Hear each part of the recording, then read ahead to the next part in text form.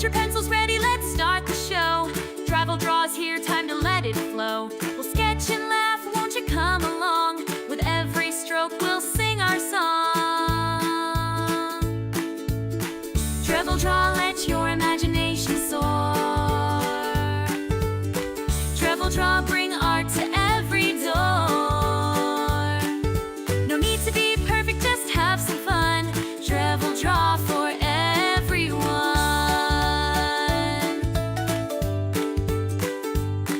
From silly doodles to masterpieces bright, we'll make something special day and night. Colors explode with each new design. In Travel draw, it's always fine. Travel draw, let your imagination soar. Travel draw, bring art to every door. No need to be perfect, just have some fun. Travel draw for everyone.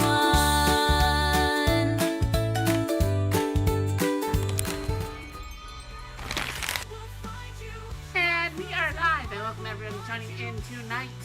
It's been a while since we've done a Travel draw.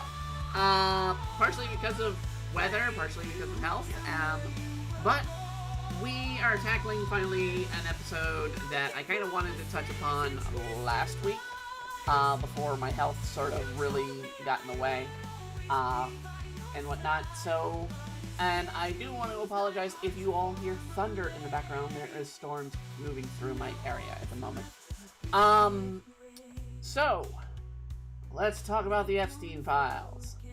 So, as we draw tonight, we're going to kind of cover a little bit of all these things. First and foremost, I do not believe there ever really was an Epstein file. If it is, then it was deleted by some other source. We've had over 6 years, because he was arrested in 2019. So, we've had over 6 years for anybody on said list to have possibly gotten in there and destroyed said list, if there was a list. But what makes me feel there isn't a list is most criminals will hide that crap. You're not gonna find them being like, oh yeah, we got a list here, unless he was, keeping tabs and doing the espionage thing, which is the whole thing we'll talk about a little bit as well as we go through. I'm not putting a warning on this one because it's not my opinion. We're literally going through different information about the files, including what dropped today. I was set to bring this about last week when this first information started following. I'm kind of glad I waited till this week, because we've got a lot more information dropping, as well as some not so good moments from both the Republicans and the Democrats on this, but mainly on the Trump administration. And as a supporter of Trump, I'm really upset to kind of at them for how they've treated this, especially Trump himself. I think it's been used. This is what makes me kind of think, oh, there's not actually a client list. I think it's been a bully issue since the arrest. That they'd be like, oh, well, you're on this list, and you're on this list, blah, blah, blah, blah. We probably will never know. I think the best options are going to be reading the flight logs and seeing who flew to the island, specifically. And that is not enough evidence to arrest somebody and put them behind bars, unfortunately. Because you have to get them with the crime, and traveling on an airplane is not a crime. And I hate to say it, we're not going to see people arrested. We aren't. It's in my mindset that, going on 6 years in this damn trial, and we don't have any sources other than what was listed with Ghislaine Maxwell and listed with Jeffrey Epstein when they were arrested. We don't have enough evidence to go after somebody else. That's what it comes down to. And it hurts to say that, because I absolutely despise pedophiles and sexual abusers. Being a sexual abuse victim myself, I do not appreciate when they get away with this crap. And I do feel a lot of people play politics with this crap, including the current administration, and I am not going to, praise Trump on this matter, because he's done a horrible job with this. Now, this is not everything he's run on, so I am not going to be like, oh, Trump needs to be, impeached, which some people are out there saying. It's like, no. Impeached on what? For not delivering files that may or may not exist. Oh, wow. That's an impeachable offense, then good Lord, you're going to be arresting all of D.C. and most local governments, because they have a lot of stuff far darker than this. And I do feel that's basically what Trump's trying to go with and tell people in these last few days, but he's not an eloquent speaker. He's a hard speaker. Hard-nosed speaker. So when he talks about certain things, a lot of people are like, well, he's being, cruel and whatnot. He's either comedic in his joke and his talk, or he is, being a hard ass. That's pretty much how he goes.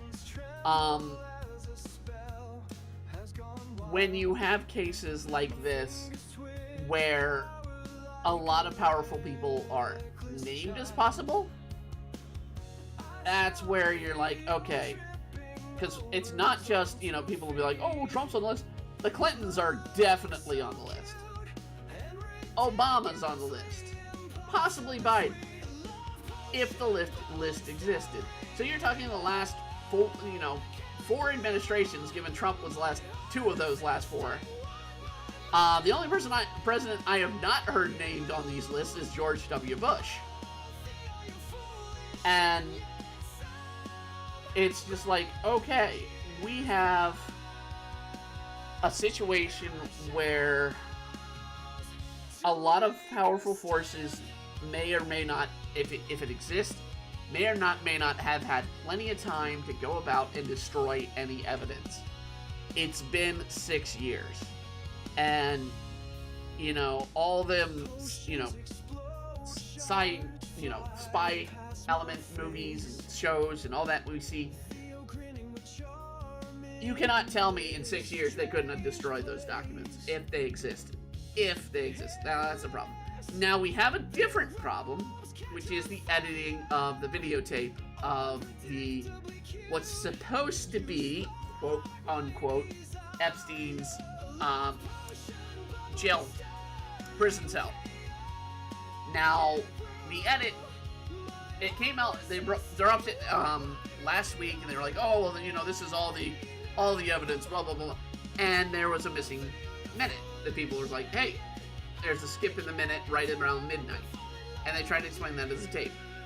Well, as it comes out today, they're actually missing 2 minutes and 50 seconds from the video in total. So, is that greatly suspicious? Hell yes. Will they release, the tapes? Not likely. I know a lot of people are like, oh, release the tapes. The tapes are, I believe, as said, evidence of child pornography or actions of child, assault. I'm trying to be very careful because this is going to be a very hard one to get by YouTube on. But, I'm sure I'm already going to be, this title, going with the title alone is going to be making this episode pretty much hidden away from people, because I just flat out said, what they're claiming he did. Now, is it possible that he killed himself? Yeah. It's possible. I know a lot of people, including people like Steven Crowder, came out with, tests done to say, oh no, there's no way this man could do this. Give a man enough time and enough incentive, and he will find a way. That is a favorite quote of my friend who I regularly stream with. That is Brandon from Septum versus the World. It's one of his favorite. Give them enough time, they'll find a way. And I mean, that's the issue here. I mean, I do believe he could have. Do I believe he did? I don't know. It sounds suspicious. It seems suspicious with missing minutes of time. And we have to look at certain things to be like, okay, what is causing this missing moments? What do we have to look at? Well, we can state that this was an arrest under the former Trump administration. Now versus the current administration. And the former Trump administration definitely had some stuff going on that I don't think Trump knew about. I do feel a lot of his people behind the scenes were very much into the government 100%. I don't doubt that there's probably a few others currently in Trump's bandwagon that. I do know Biden's bandwagon that was 100%. I mean, the dude did not, if he did, it's coming out right now that some of his pardons may not even be one at all legal, because they were done by aides without his knowledge in the middle of the night. We're looking at you, Fauci. But then we go into the situation of, I'm not doing well with Ruth's face here. We get into the situation of, hey, where is, or who was in charge? What happened? Meek Beat. Hey, hi, how's it going? So, when we talk about situations like this trial, this case, we've got to think of outside factors. How are you? I am doing well right now. I still have my health issues flaring up, and it's probably due to my eating habits and my less exercising habits, but it's definitely, my health is declining no matter what with my health conditions. But yeah, when we talk about Epstein, we have to look at the whole thing in full. And so yeah, the Trump administration arrested him. Well, technically the FBI arrested him, and the catch is you gotta see, okay, who was in charge of the FBI? It was Comey. And it carried on through the last, 5-6 years that he's been there. And dude is suspicious on his own. With everything he's kind of done and whatnot, it's a sus. I know they're looking into, the Trump administration is looking into 2020, what went on there, and that possibility of suspicious actions by Comey may have affected the election, which is a major crime. I do feel then everybody constantly looking at Epstein. And that's the problem. When we talk about this case, we have to think about sensationalism that this is. One, it became a meme the moment he died. He didn't kill himself. It became a meme. That's why we did the picture for the thumbnail today. That he didn't. It was Epstein didn't kill himself, and then we just crossed out the not. Because that's what is being reported. So, the evidence is still sus, and yeah, it does paint a big black eye on this current Trump administration. I say it continues to paint black eyes on Pam Bondi, mostly. I would have been happy to see her go. For some reason, Trump is holding on to her. I don't know why. I really don't. I kind of wish she went away because she's proven that she's a sensationalist, and that is not a position for a sensationalist to be. You should not be coming out and being like, oh, we're going to absolutely have this, and blah, blah, blah, blah, blah, blah, blah. Oh, it's on my desk. Oh, blah, blah, blah, blah. And then proving absolute bullcrap. That's what we don't need in the administration. That's not what we don't need in government in general, let alone what we've had for the last several years. We've had that kind of stuff. And that's why I do wish that she does step down. I do feel Cash and Dan Bongino are good in their positions, but they, in the end run, they have to answer to Pam. And if Pam's a complete, utter incompetent fool, or a sensationalist, as she is proving to be, then it's good to kind of just let that crap go and put somebody in charge who will take the job seriously. And so for better sake, that's where I kind of line up. It's like, I want her out of her job because I do feel she's a liability at this point for the Trump administration. Will it happen? I don't know. I really don't know. It's up to the president in the long run, but I mean, I really hope people have serious talks with the man about her and how she's handling things. But I think Trump is more blindsided to go on about 2020 and all that, and she's promising the world, I think, and I don't know if she'll deliver it all, ever. I really don't. I don't believe it if she does.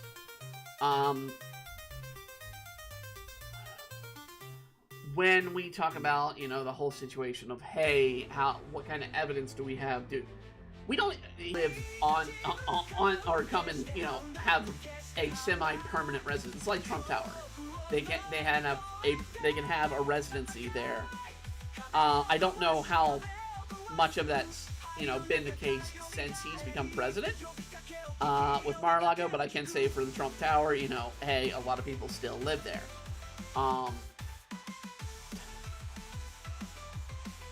But it's a resort, so I mean, it's not just a home. So I mean, is it sus at times? Yeah. I mean, we're never really. I mean, I'm resigned to the concept, but we're never really going to get answers on this mess entirely. It's kind of the whole Kennedy, you know, who shot Kennedy concept that we got at the start of the administration that Bondi, again, effed up, in my opinion. And, I'm of the mindset that it's gonna be, you know, if there is anything, it's probably destroyed at this point. The only thing would be the tapes, and it sounds like the tapes are just child porn. Is it illegal? Yes. So, could Ghislaine Maxwell get out on this? Well, she's trying, for one. But she still sex trafficked minors. So there was still that concept. She got arrested for it. Now, what is it? It's not Kanye. It's P. Diddy got off on that crap with his recent trial. But Ghislaine did not. So, and the reason they have evidence there is they have, you know, witnesses that came forward and then be like, yes, I was this way. Plus they had evidence of flight logs. So, she is rightfully in jail for what she did. Can she get out? Yeah, she'll probably get out at some point. And this might help her get out, I mean, a little bit.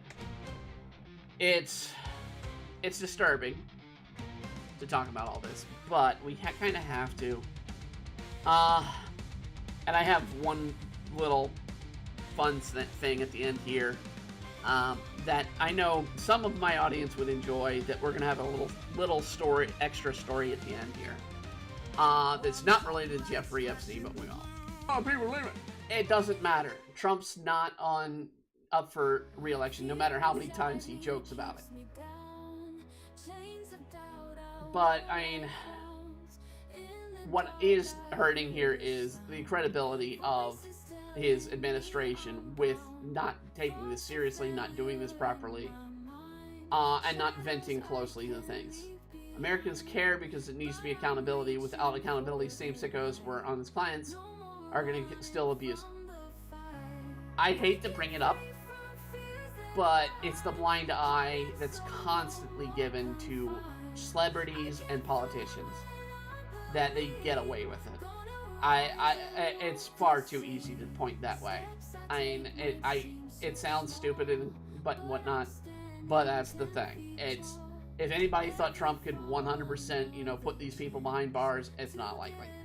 Hillary Clinton's gonna get away with whatever she did, and she's done stuff. I am sure. I can assure you, the Clinton Foundation alone should have put them away, but not happening.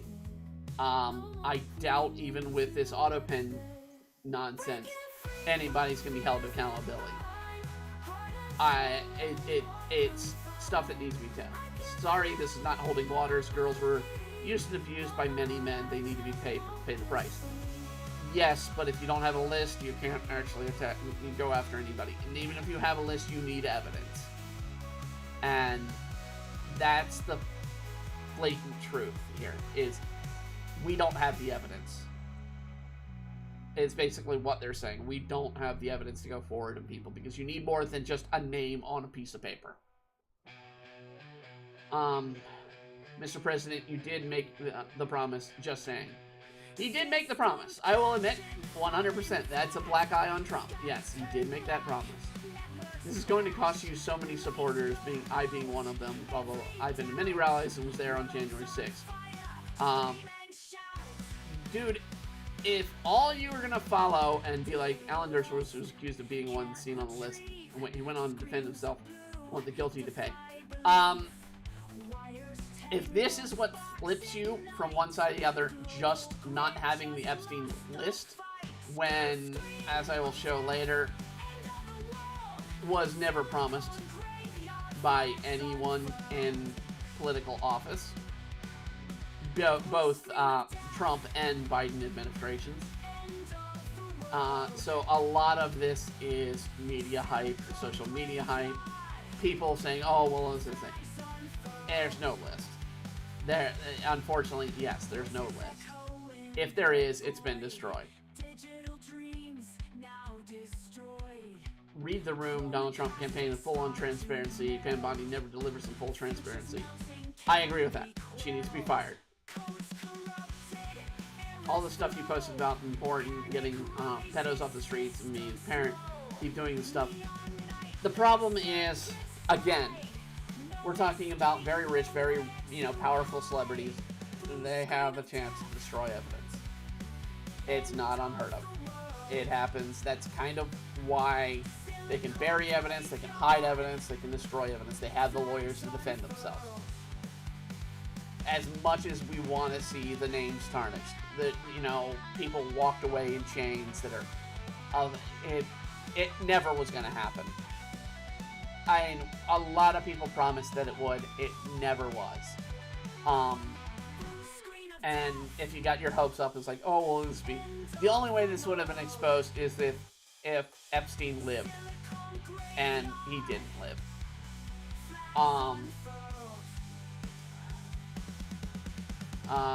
We want the elite head pedos exposed. Yeah, we got that. At Real Donald Trump, I want you to know that we love you, respect you, and admire your hard work you put into making this country great. However, a mother and a grandmother, I want to know who was raping little girls. Yeah. I agree with you. I'd love to know it. But, again, we need... For a case, you need the name, you need either witnesses, and also evidence. You cannot go without evidence. Even with a witness, gotta have the evidence. so no one would go to trial if they don't have evidence. People saying, oh, was it on the tapes? It's on the tapes. I don't know. I cannot vouch for it. I don't see the tapes. People want to say, oh, let's release tapes. That's a very bad thing. When you have child porn, already an illegal crime, and you want to make it public, let's not. Please. Let's not feed into pedophilia. Let's handle them appropriately. I'm not buying it, Mr. President, downplaying it without disclosing the truth of Epstein, his island-claimed lockup and supposedly non-existent issue, Mossad, CIA involvement. See, that's... Alright, now I gotta address sort of the CIA involvement. We'll do that kind of when I go over here. I'm just gonna show one thing here. So this is trending. Number 1 on Twitter today. That, the metadata on the raw Epstein prison videos show approximately 2 minutes and 53 seconds were removed from one of the 2 stitched together clips. The cut starts right at the missing minute. So, that's what's missing, supposedly, of the videos.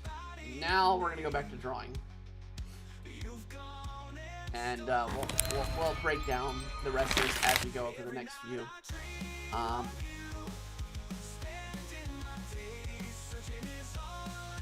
Apparently I've got a bunch of dropped frames here going. I don't know why, but we should be fine. I especially don't know why my GPU and CPU are showing no problems. So it's got to be the internet connection. So when we talk about these situations a bit, when we bring up the situation and the CIA. So there's a rumor, and I have to state a rumor, that Epstein was with the CIA. And that, because this is where it really gets fishy, and unfortunately, just even looking into this has gotten me into a lot of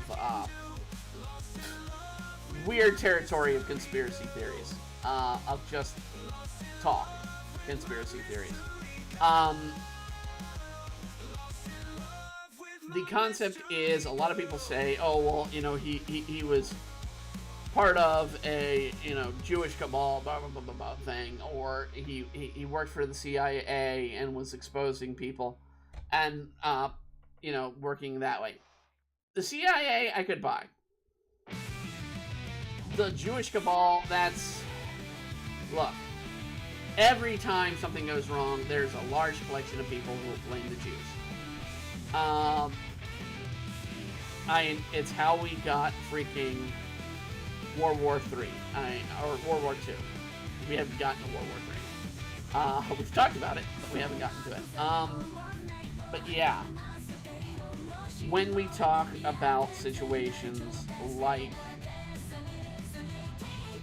maybe the CIA is involved, maybe Epstein was a CIA plant. If it's true, we'll never know. That's kind of like the whole situation with Kennedy, where a lot of people said, oh, well, you know, it was the CIA that shot Kennedy, and they used, you know, the whole concept of, what was it? I'm trying to remember his name. They used the fake, you know, they faked the whole thing. They actually killed Kennedy. I mean, the same people that go on about this are the same people who are like, oh, they're putting chips in your head, and, you know, all these skins, and, you know, oh, the fluorides are out to destroy us. And no answer is going to be good enough for those people, ever. They can be told, oh, you're 100% right on this. And they'd be like, I don't believe you.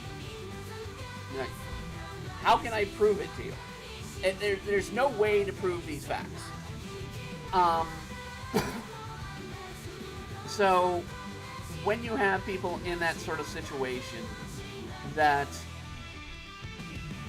kind of just really want to be find fault everything with the government, with with all the problems that are going on, and try to be like, oh well, your so and so did this, and because of that they're controlling our minds and stuff. You're going into the crazy loony stage.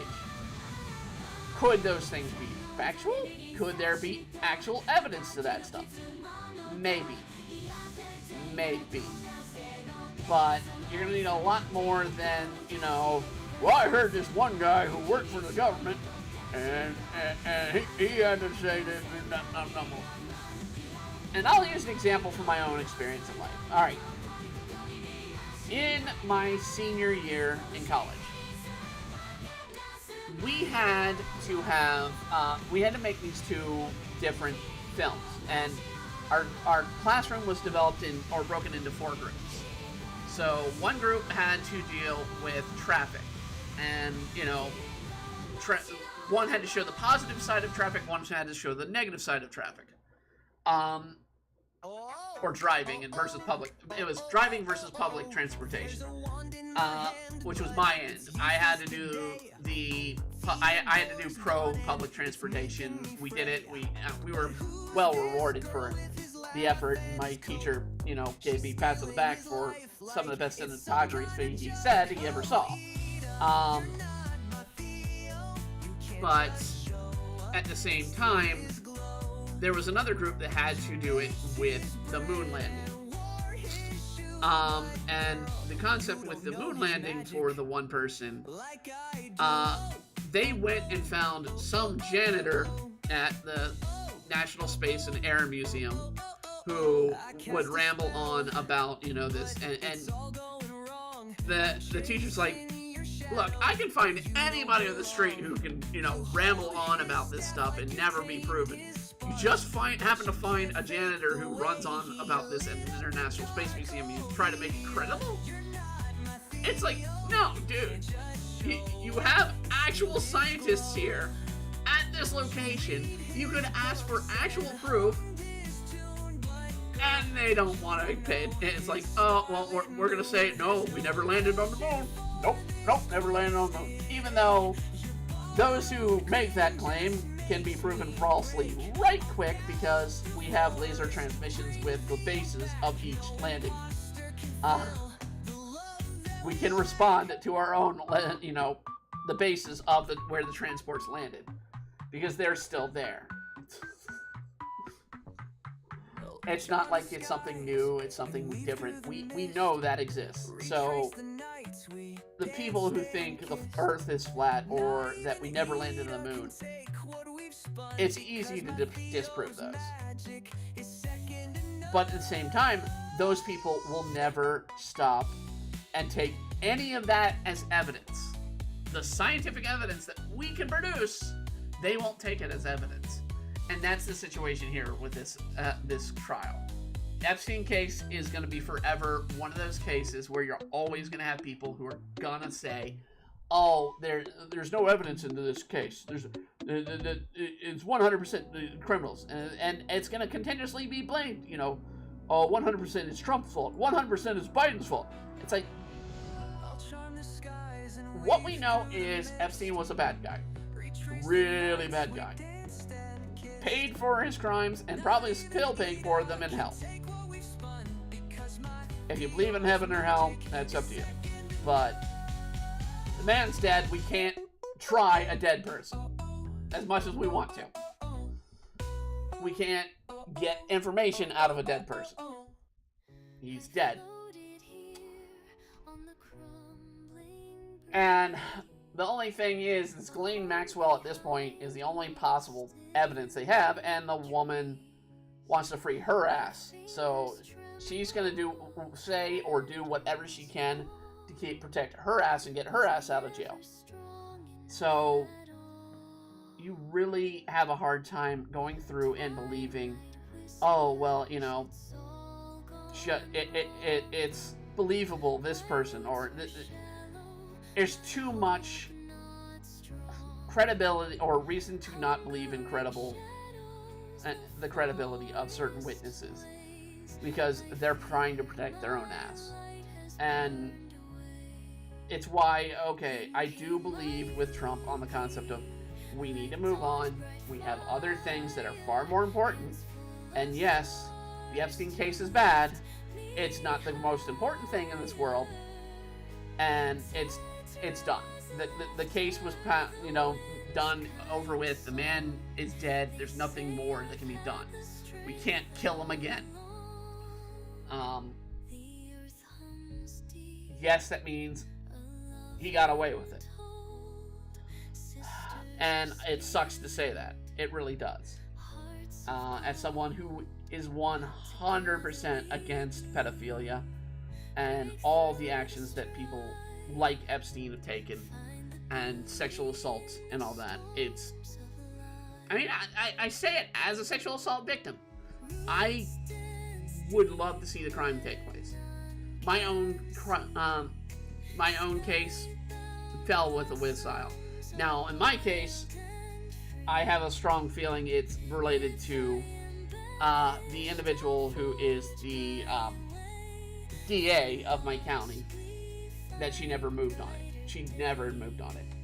And I do feel that it's 100% on her end. Now, I can't do anything about it. All I can do is complain. But the fact of the matter is my case is never moving forward, and a sexual assault victim, I'm never going to see justice that way. It's a sad truth. When they say a lot of people don't want to come forward, I came forward. I came forward the moment after I knew my persecutor was gone. And in my case, the DA never moved on the file to seek, justice.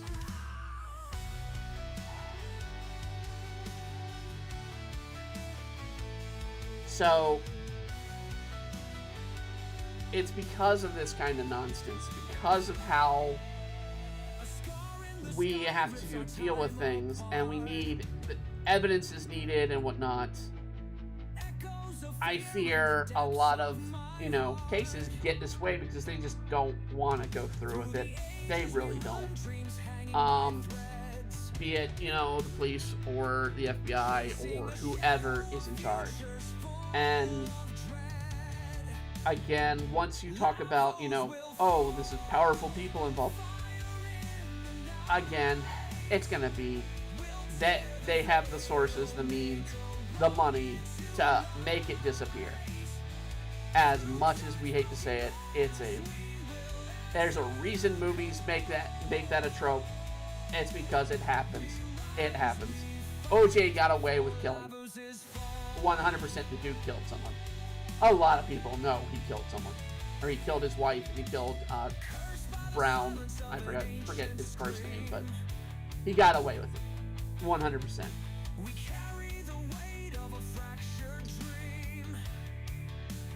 And it's the injustice of it all. It's the reason.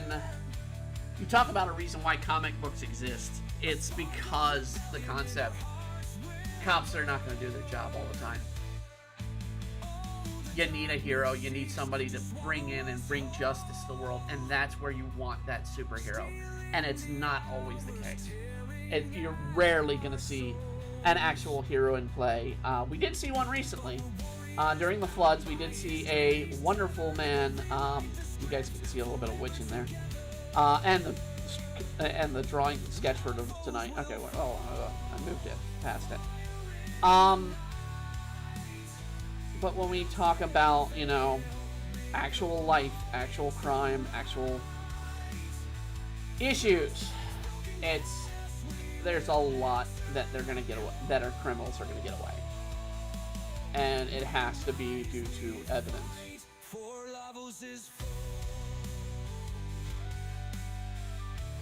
The evidence that, is needed to find a trial, because you cannot go on word of mouth. It's far too easy. Far too many people go and think, it's like, oh, I'm a witness. I can vouch for it.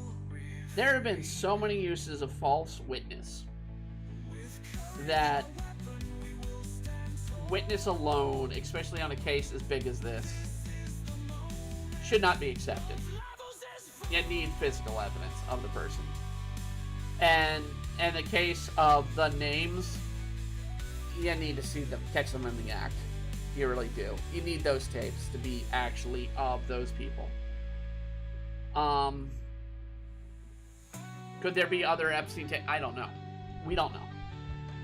And again, they could easily have been destroyed. And that's what I'm going off of. I mean, I do believe maybe some of this stuff is, but I honestly believe by this point, they're destroyed. Be it, you know, someone on the right, someone on the left, someone not even in our country doing it. We don't know. We do know who's been on the island as much as we can from the flight list.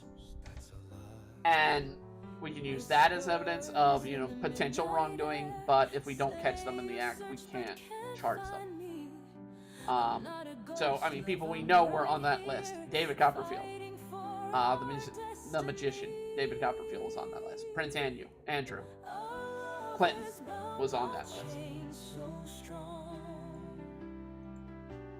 So, and a lot of people will be like, oh, Trump. It's like, no, Trump never flew to the island. At least not on Epstein. Not with Epstein. So, Trump is somewhat saved from that. But, I mean, it's infuriating. It really is. My heart sunk when that announcement came out, and every time that we have Trump go forward on Truth Social and whatnot, you see him come out and be like, infuriated at the situation. Which, rightfully so. I mean, he has a right to be infuriated because he's trying to do a lot of other things. And he is doing a lot of other things, for the good or bad, depending on what your viewpoint is. But, I mean, the man is in charge of the country, and people are focused on one criminal case that involves many, yes, unfortunately, many abused children. I'd love to stop that. That's why I support a lot of groups that stop it with my own donations. To bring an end to child slave, sex slaves and whatnot. It's just disturbing. It really is. And I wish they didn't have to go through it. But unfortunately, without evidence, there's no crime. And that's basically what the Trump administration's been saying. Is we don't have the evidence to move forward with a crime. They have the evidence for Ghislaine Maxwell because they have the flight logs, they have the records of of the individuals and their, and the victims, word. So we have witnesses and evidence to charge her. We don't have evidence for anybody else. That, it's hard to swallow, but it's very possible. It really is. And I would not put it past it, especially when we talk about situations like the Clintons involved. Because as much as people want to be like, oh, the Clintons they're great people. No. Between the shady crap that they've done with their daughter's wedding situation, where it was paid for by tax dollars, as well as their home. The Clinton Foundation doing a lot of shady stuff. That includes, taking well, actually, it was the funds from the Clinton Foundation that went to their daughter's wedding. That were meant for Haitian relief during the Haitian, earthquake a few years back. And just the continuous disregard for human life. We go into Benghazi, we go into all these other cases with them. It's a problem. So let's talk about the actual history of the clients list. So, the belief that the sex offender Jeffrey, and this is Wikipedia, we're using Wikipedia. I know a lot of people are like, oh, I need to know who is the source of the Epstein list, supposedly. So, the common consensus of his death, but gained prominence in 2025. The hypothesized list of a part of a conspiracy theories that Epstein used a blackmail prominent wealthy individuals into international sex trafficking ring. This is what, I hate to say it, a lot of social media had put into it. The whole Epstein didn't kill himself integrated into this sex trafficking ring. And the hypothesized list, you had people like the current FBI head, Kash Patel, and Dan Bongino both coming out about this, but you had a couple other people going on about this.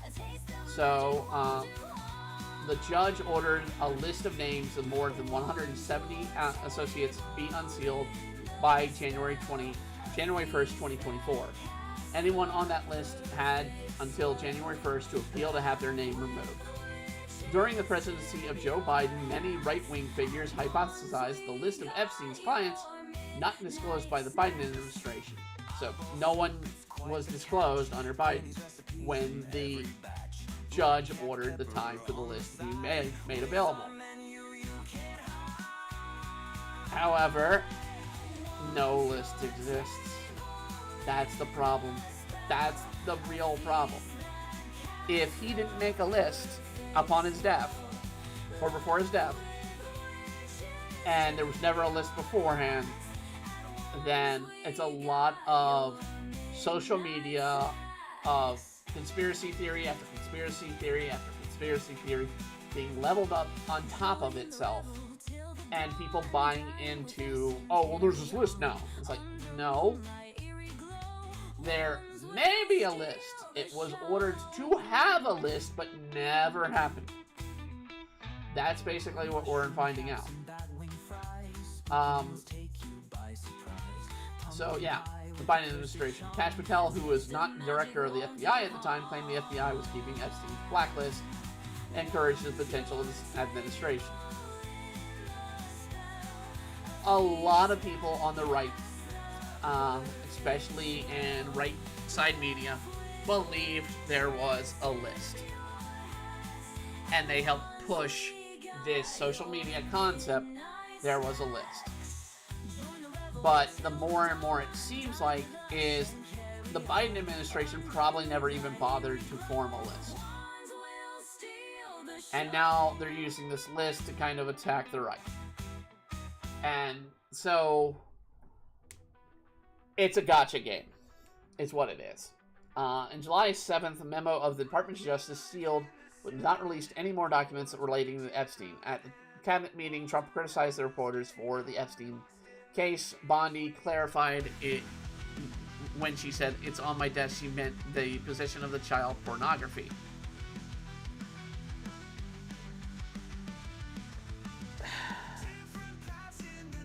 She meant list.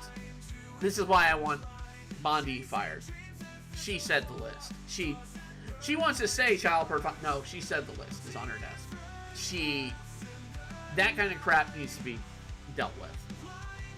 At July 9th meeting included Deputy FBI Director Dan Bongino, FBI Director Kash Patel, and Pam Bondi, and the White House Chief of Staff, Susan Wiles. Bongino and Patel confronted this decision, according to CNN.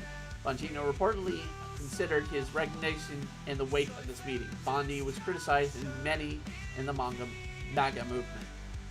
Democrats in the House representatives began an effort to, according to Axios, force the House to vote to make Attorney Pam Bondi release all records to Jeffery and Epstein, with Ro Khanna and Mark Vaisley stating they intended to introduce separate measures to compel Bondi to release the Epstein files. This is where a little of the credibility of Wikipedia is off. They didn't ask for the files. They asked for the tapes. So let's see here. I want to make sure I'm pulling up the one. Okay. USA Today. Epstein Democrats use MAGA clients list of fury against Trump GOP. So this was literally this past week.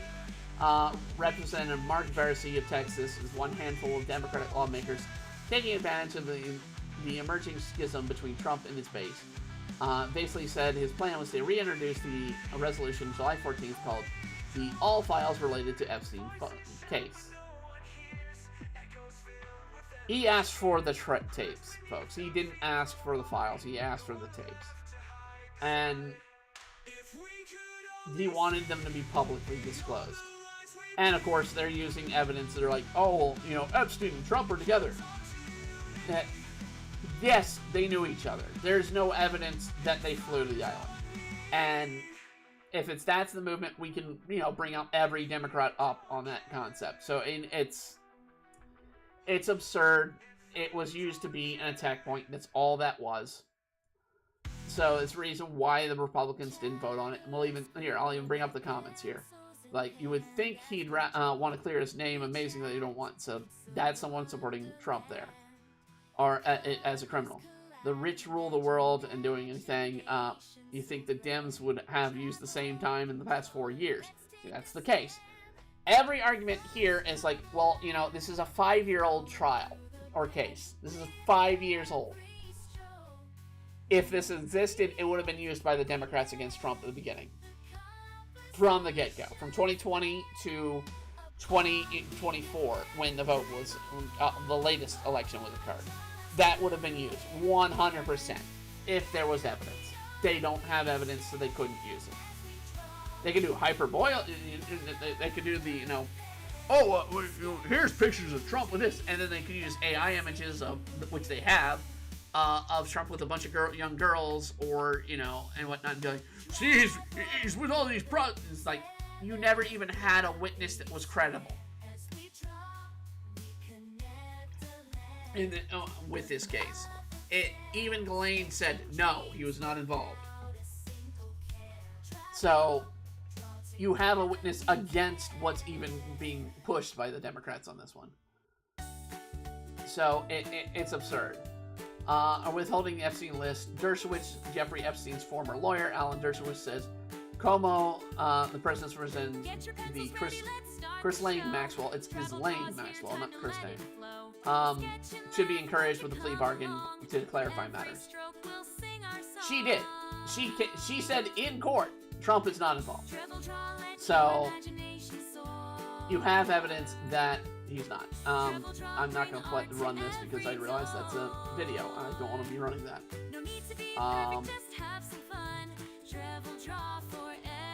So, we'll come back and go over the 11 key figures in the flight. So, that's what we'll be doing next. And we'll eventually cover this fun little article at the end.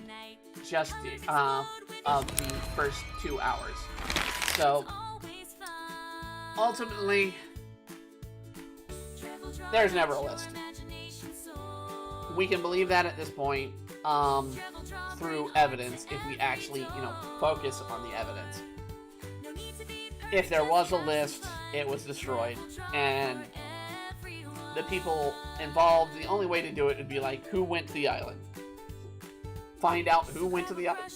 Who on the flight records went to the island. And use that. That's the only evidence they have, but they'd have to catch them in the act of some evidence. It's a very difficult case to win without evidence that they actually did something. And that's why it's a losing case. This will be a black eye on the second Trump administration for the rest of the term. It will be. But the fact of the matter is that people continuously where's the list? Where's the list? Where's the list? It's not going to happen, folks. It's never going to happen. It's not even just Trump. Any future administration is going to not have a list to go by. And if somebody saw something like, I got this list, I would be very doubtful about it. It's like the magic bullet concept with Kennedy. people said Kennedy was killed by an ice bullet. It's provable that it couldn't be done, but people always say he was killed by an ice bullet.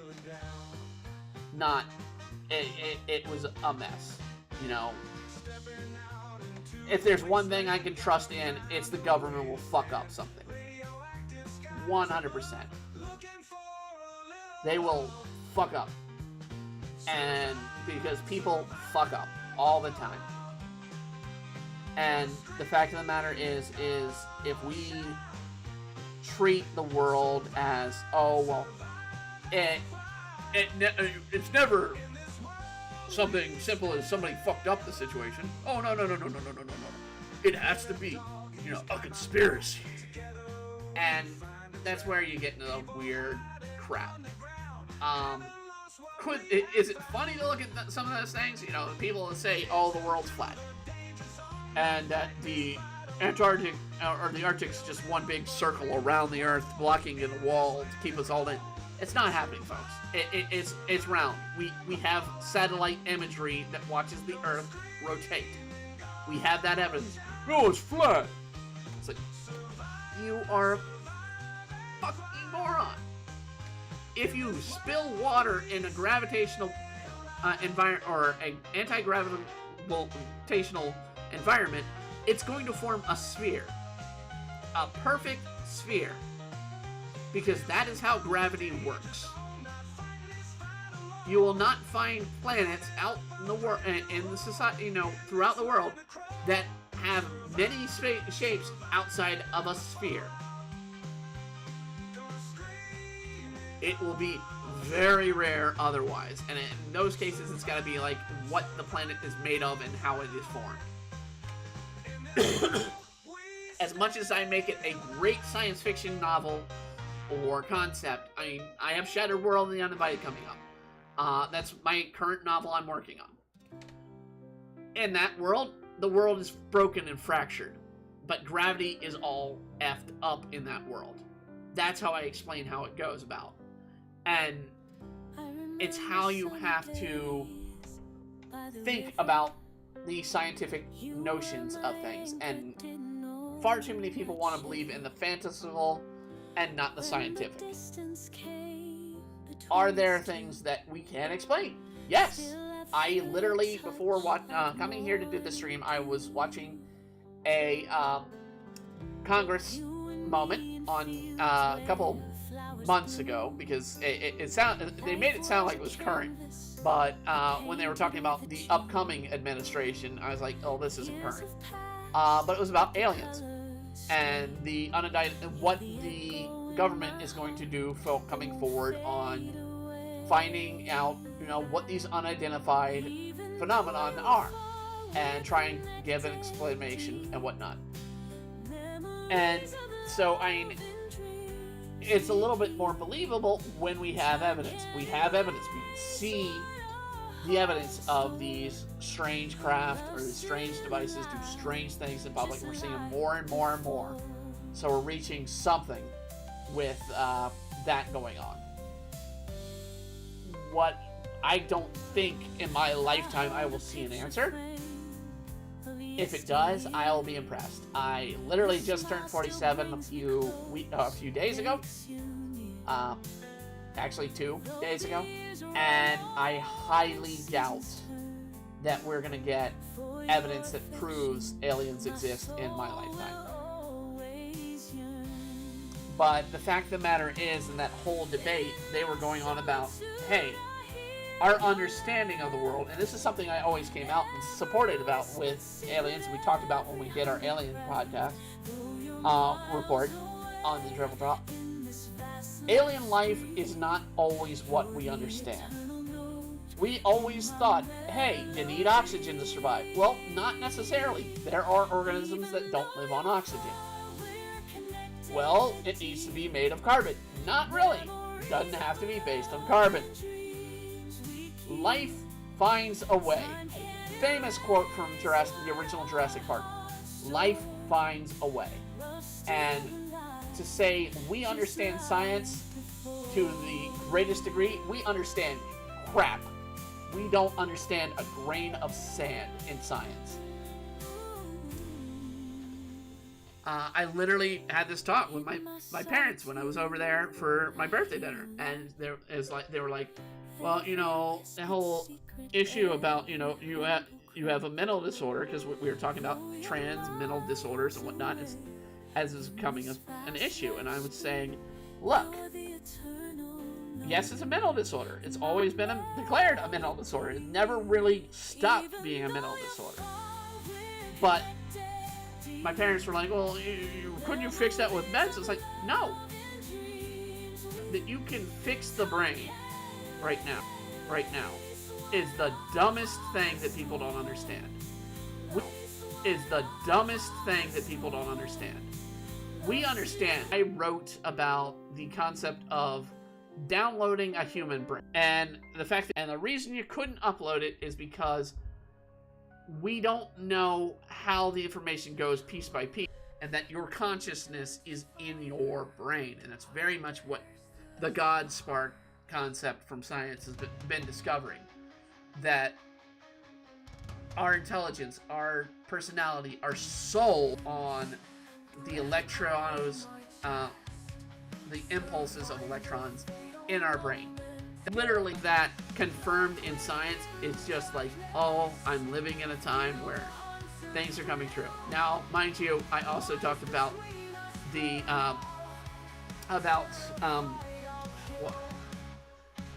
neuro devices that would be used in the brain and whatnot. And in fact, I called it what Elon has called it now. And the fact that Elon came out with a waifu Grok these past 2 days doesn't slip my mind there either. But the fact that Nerve Gear is Ghost in the Shell. What do they call it? God damn it! I gotta look that up now. It's my own work, and I created it in 2013, and I really don't remember the name of it off the top of my head. And it's just because my brain has been filled to look into all this stuff. I gotta go to...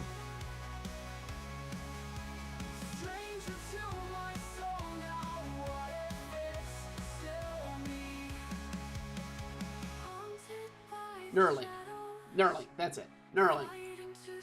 Calling it Neuralink because you're linking your neurons to a computer or a device that'll... And I used the example at the beginning of the book. I said it's due to... it was initially designed to be a medical thing in the book, and it then steps into creating a way for artists to design worlds using their brain. And that's what sort of AIs sort of come out to be as well. It's taking concepts from the brain and whatnot, but it does it in a more impactful level when you do a Neuralink and the story. So it's not unheard of to kind of treat it that way, and that our brain, to bring out elements of our brain, because I mean, I'm sitting here struggling through words. My brain could come out with it and be like, oh, well, here's a part of my memory and whatnot. Because there's misfires in my brains when I can't think about it. And it'll be the same with you, same with everybody else. When you have a little bit of a brain issue where, hey, I'm not thinking right. My brain is, fumbling. I can't think of the word. You have it in your knowledge. It's there. It's been there all the time. It's just, you've got to find it. And to digitize that, you can probably do that, and it's proving to be true, that we can digitize it. Eventually, I would not be surprised by the time I die that you can download a brain. Again, you can't upload it, and the reason why I say you can't upload it is because the memory is going to be difficult to replace back into a body. It's going to need some sort of electronic way to distribute the files, distribute the simple little electrons and whatnot for things. But if you take that memory and you put it in a false world, elements of our memory will come and put things together and things that don't exist. So say I go into this, I'm in this virtual world, just my memories, and I eat some strange berry that doesn't exist in our world. My brain would associate a flavor to that. But it's because my brain will look for that connection. And that's sort of how the brain works. It's just a matter of, that's all we can really understand how it works. It takes a lot of understanding of, how the neurons fire about in the brains. What are the chemicals that make up our brains? Why is it that some people, they can do this and other people they can't? What's going on with Alzheimer's and how that affects people and how the neurons affect them that way. So it's these kind of simple things that, so a lot of the science, a lot of the technology, I had to read advanced scientific reports on. And I'm talking like current reports. That's how I came about with the Neuralink. They didn't have a name for the Neuralink, but they had a concept that's like, well, we can attach your brain and, download the memories and use it this way. And it's like, or we can, use it to control muscle reactions in the body with a limb that doesn't exist. And it's stuff like that that really, because the brain knows it exists. I don't know how well they're doing with people who never had limbs. So a paraplegic that, let's go with a paraplegic as a concept. A paraplegic that had the limbs and knew how they worked, who never had the limbs to begin with. I don't know if the ones that never had the limbs to begin with can operate the tools as well as somebody who's had them before. Because the brain knows, to make that my finger snap, it takes this neuron, this neuron, this neuron, this neuron, and to move these muscles in this fashion, in this way. I have core memory of that. Does somebody who never had them have the core memory? I don't know. It's interesting stuff to learn and study, in my opinion. But when we talk about conspiracies, you don't look at the facts. You go on belief. And as much as, I am of Christian belief, I come from a Christian background, I'm not going to put all my baskets in pure belief. I know there's some people in Christianity that absolutely do. I'm not going to put all my baskets in pure belief. And it goes back to the concept of Thomas Jefferson, where he said, God surely would accept more a person who doubts his existence than a person who is 100% faithful. Because the essence of someone, the concept is you have to take part.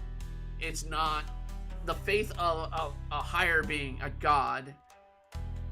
You can believe in the God being there, but they're never going to save you 100%. You can't just sit there and be like, all right, God, I'm hungry. Can you give me food? Not going to happen. Now, God, I'm hungry. Can you help me find food? Or can you help me, find the few things that I can survive off of? That's possible, but you have to put in the effort. So, it's that concept that scientifically, faith and all that concept is stimulations in the brain. And when we go into stuff like the God particle, I might have to do an entire stream on the God particle. The God particle, or the God spark, is when consummation is made, aka sex. When sex is done and a sperm fertilizes an egg, there's a spark. That spark is the spark of life, otherwise known as the God particle. And it's only been discovered recently. And they believe, well, that's where faith is brought into play. It's like, if we never had that spark, out the enzymes and the DNA together, it's essentially a micro static electric, shock. That's what it is.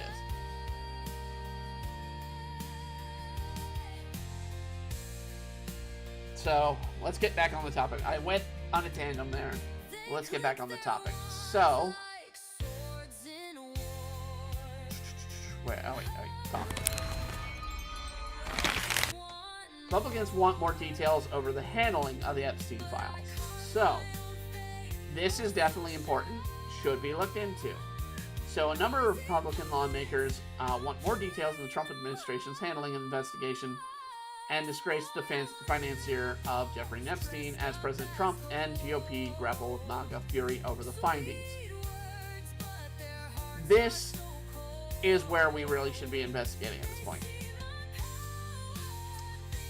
So if you are a huge supporter of the Epstein files being a thing and existing, then we need to see evidence as to what the hell happened the last few days, if it was their end. Now, there's one thing a lot of people are missing, and I think it's slid by a lot of people, but you gotta remember, the beginning of the Trump administration, they tried to seize these Epstein files from the FBI office in New York. The FBI office in New York refused to hand it over.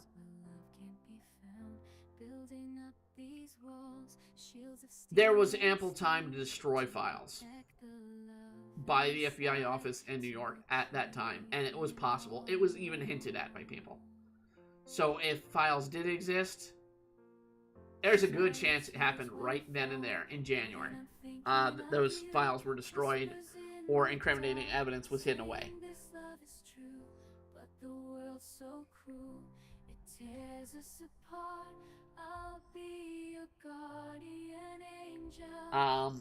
When we talk about situations of conspiracy, of, one agency not working well with another agency, it's not very much of a conspiracy. It happens a lot. And there's a reason why you always have that conversation when a police case goes, in a movie goes, and it's like, all right, police are involved, and all of a sudden the FBI is saying, we're in charge here! And they take over. There is a lot of suspicious things. So, do I have problems with Pam Bondi? Yes. That has been a non-stop issue I've had with this case. I do feel the woman is very sensationalist, meaning she wants to, have this fame moment of like, I am pulling out all this, and it's like, no, you didn't. You pulled out flight logs that everybody knew about beforehand. Yeah, you're like, oh, it's not censored. It's like, oh, no, it's censored. You pull out the tapes now of the actual prison. Well, it doesn't show Epstein's actual cell. It shows the common area, and there's minutes missing. And there's a lot of suspicious things. We don't even see Epstein's cell. In fact, there's a nice little gap right underneath that camera that could be hidden away, and they could move around there, and nobody could tell.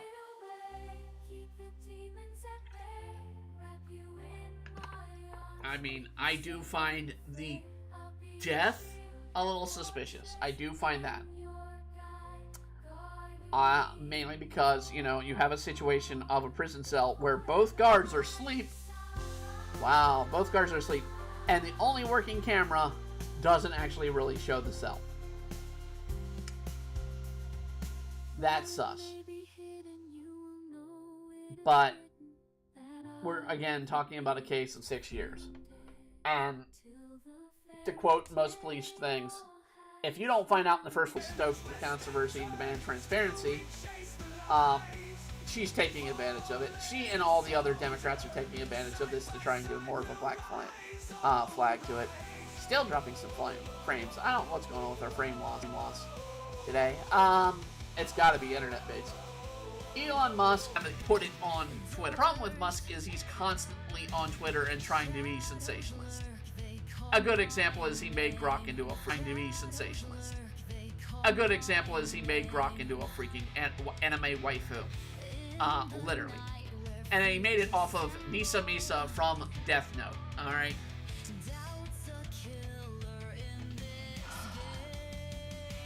And he wants to do his American Party. He can go ahead and try to do his American Party. Third parties, the problem with third parties is we're not treating them seriously. They're never treated seriously, and they just drop votes from other candidates. Alan Dershowitz. Now, this is the more important one to talk about. Dershowitz was named on the Epstein trials as a person who did go to the islands. Dershowitz was Epstein's lawyer. Alan Dershowitz is also a very, very well-known and prominent lawyer of just in general for following the Constitution and whatnot. He is, however, a Democrat. We have to establish that. Dershowitz is a Democrat. So, Epstein's former lawyer, Alan Dershowitz, said the League of the Judges in New York are suppressing information about the case, not the Trump administration. Dershowitz, who helped get a plea deal for Epstein in 2008, said there's no Epstein client list, just a redacted FBI affidavit from accusers. He added Epstein associates' names and affidavit are figures currently holding public office. I dropped more frames. There are several of them accused Jeffrey of vicious. So I have to swallow and say here. I mean, Dershowitz was willing to put his name up. Hey, go into trial on this. I'm here to believe. You see, I'm going to believe Dershowitz a lot more because he had crap to lose in all this. And we go to President Trump. Trump hobnobbed with Epstein back in New York and Palm Beach, but the president said they had a falling out years before. This was not, he said, this was proven. There was a huge argument and Epstein was kicked out of Trump Tower. Because the way Epstein acted. And that is where a lot of this credibility of story says, well, the stuff that people claim, oh, Trump was involved in the Epstein case, that's where the names don't really stick, and it's because this happened long before the Epstein trial. There was a huge falling out. Trump called him out in the Epstein trial. I think he did go forth as a witness in the Epstein trial. So yeah, when we talk about it is just a mess. We'll talk about this case in a bit. That'll be what we're going to be talking about. Struck again. So there's not much more I can really talk about Epstein. It's a lot of he said, she said, social media overhyping. Why am I dropping so many freaking frames? It's gotta be the internet connection.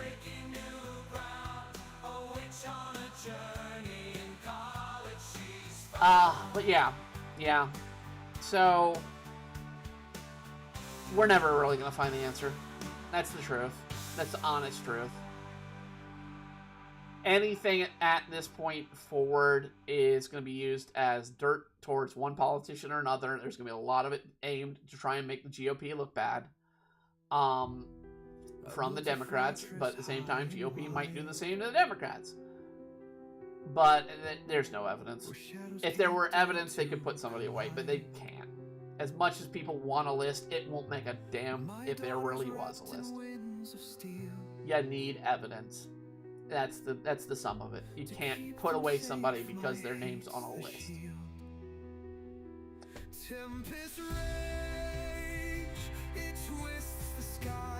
I mean, it's literally the way to look at this is it's the McCarthy trials.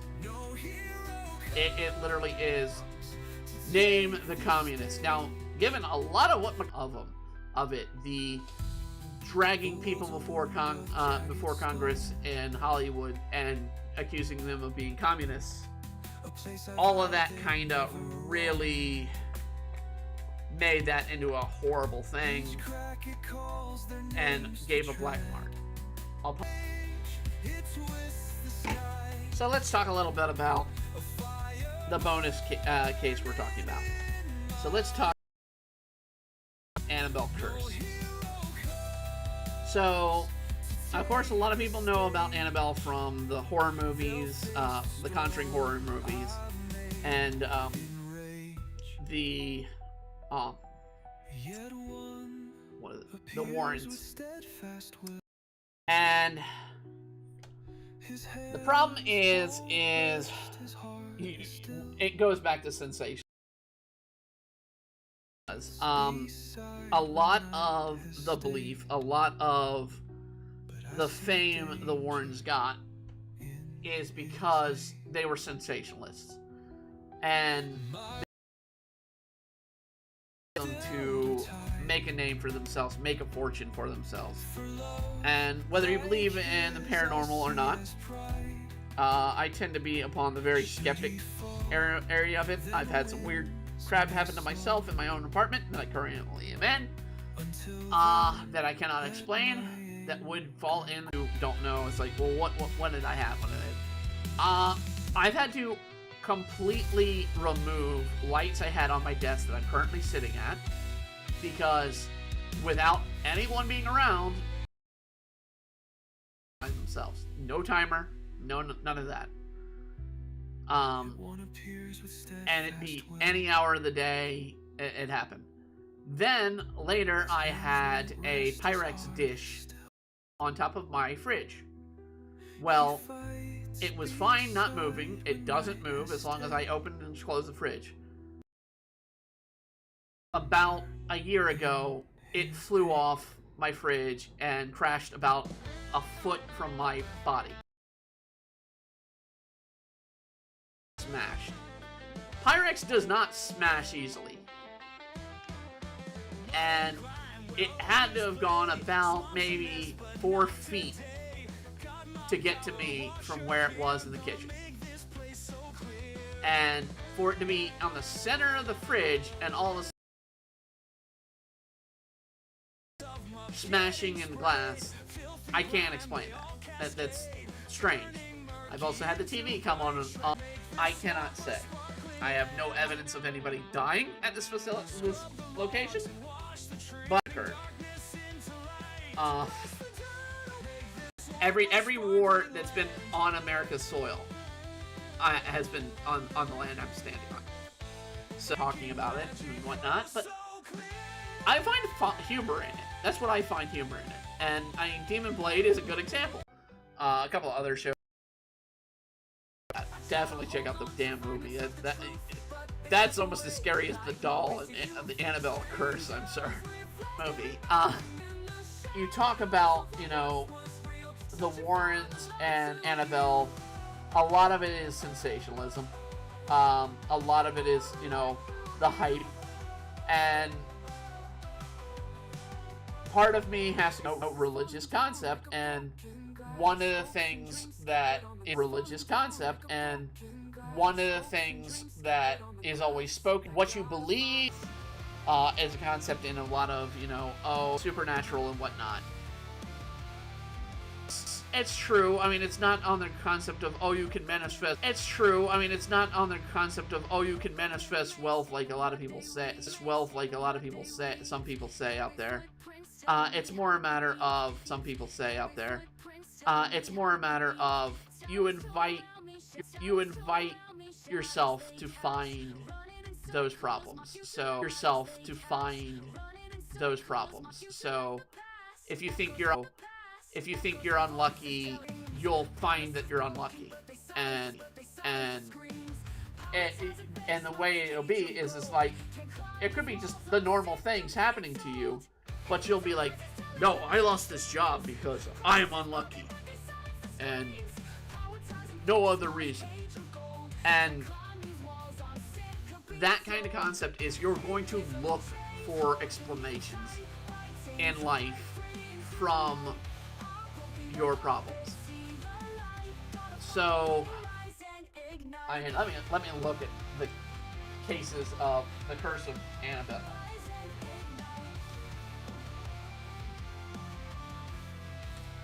See how many victims we can get here. There's a video game on Steam. Maybe I'll play that in October.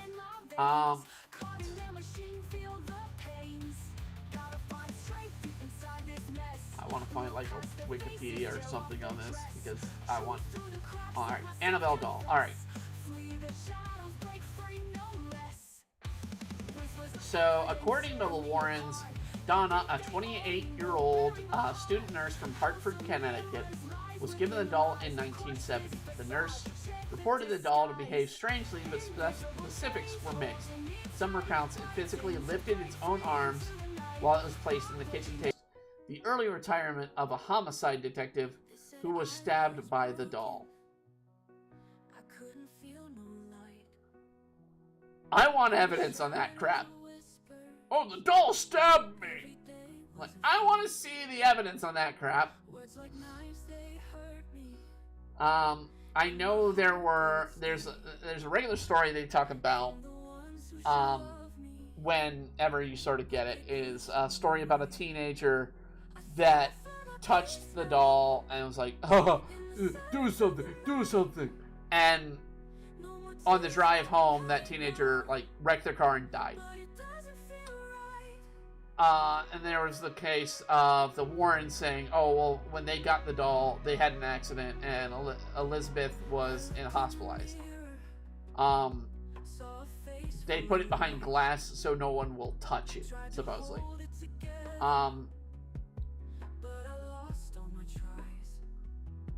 Commenting on the publicity of the Warrens Occult Museum, coinciding with the film The Conjuring, science writer Sharon A. Hill said that many of the myths and legends surrounding the Warrens have seemingly been of their own doing.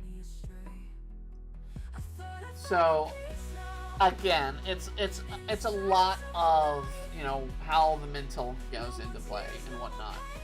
So, when we talk about this case that just happened, it's going into the concept of the belief that this is another, case of Annabelle being real and all that. I believe we call into being in our minds of what we want. It's evidence of the doll killing again, and because it never had evidence of killing. All we have is, sensational stories by a couple that were known for being sensationalists, that known to hype up stuff and make people believe that they had this whole concept of, the paranormal, and only they truly understand the paranormal. And I feel they never found a place not haunted to not make a money out of it. I really do. They every single case, the whole Conjuring concept, the whole Conjuring movie franchise is based on the sensationalism of the Warrens. And yeah, I believe it one way or not. It depends on you. I have strange things happen in my life, but I'm not gonna say it's a ghost. Other people might be like, hey, it's a ghost. I don't know. Strange stuff. Could the ghost be affecting the stream and causing this, the whole streaming issue of the dropped frames? Maybe. Sure. Yeah. Or maybe it's just my internet connections being crap. We don't know.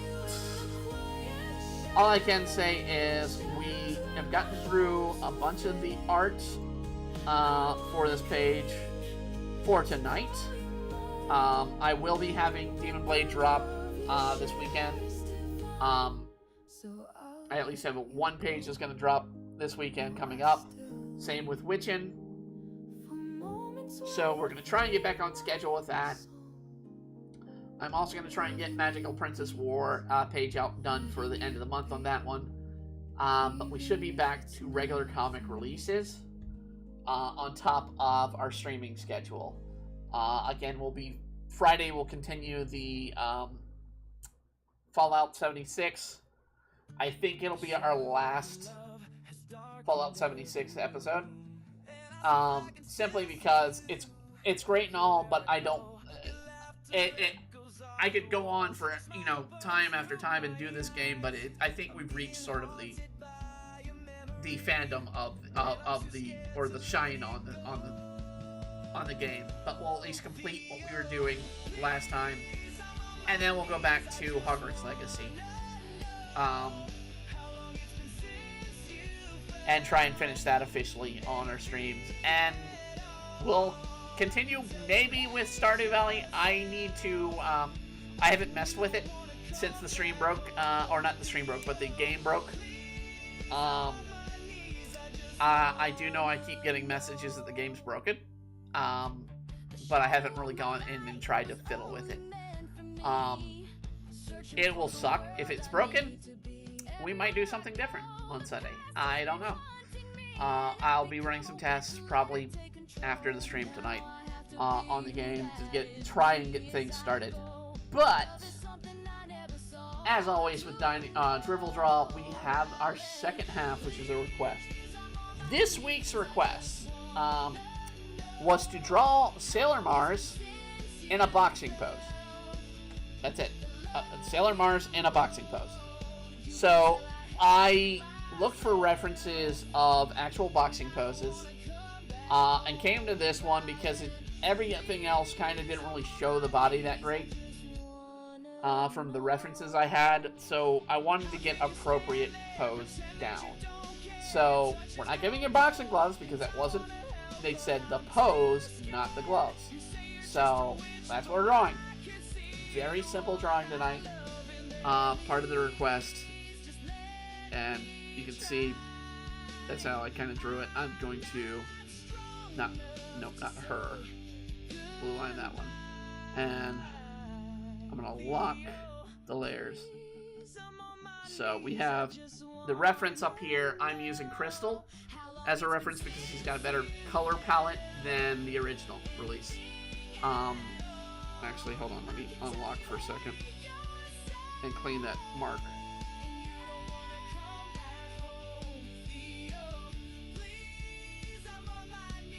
So we're going to lock that. And we're going to get started on this. So I don't know how long this will take. Last time we didn't take even half the time to draw. I am getting I will admit, I'm getting a little faster at drawing. Kind of just from doing it a lot more the last few weeks and whatnot helps build up the concept. But at the same time, I do have some changes to sort of how the format is for me to draw things. So I have to use the mouse to zoom in. I can't just use my fingers to zoom in at places.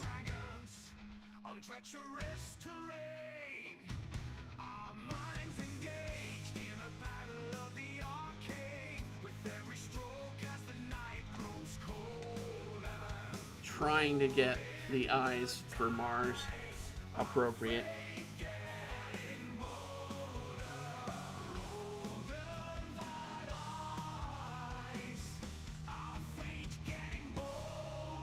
Now, when I talk about Sailor Moon, of course we talked before when we did the Sailor Moon drawing, that I have a long history of Sailor Moon. I kind of,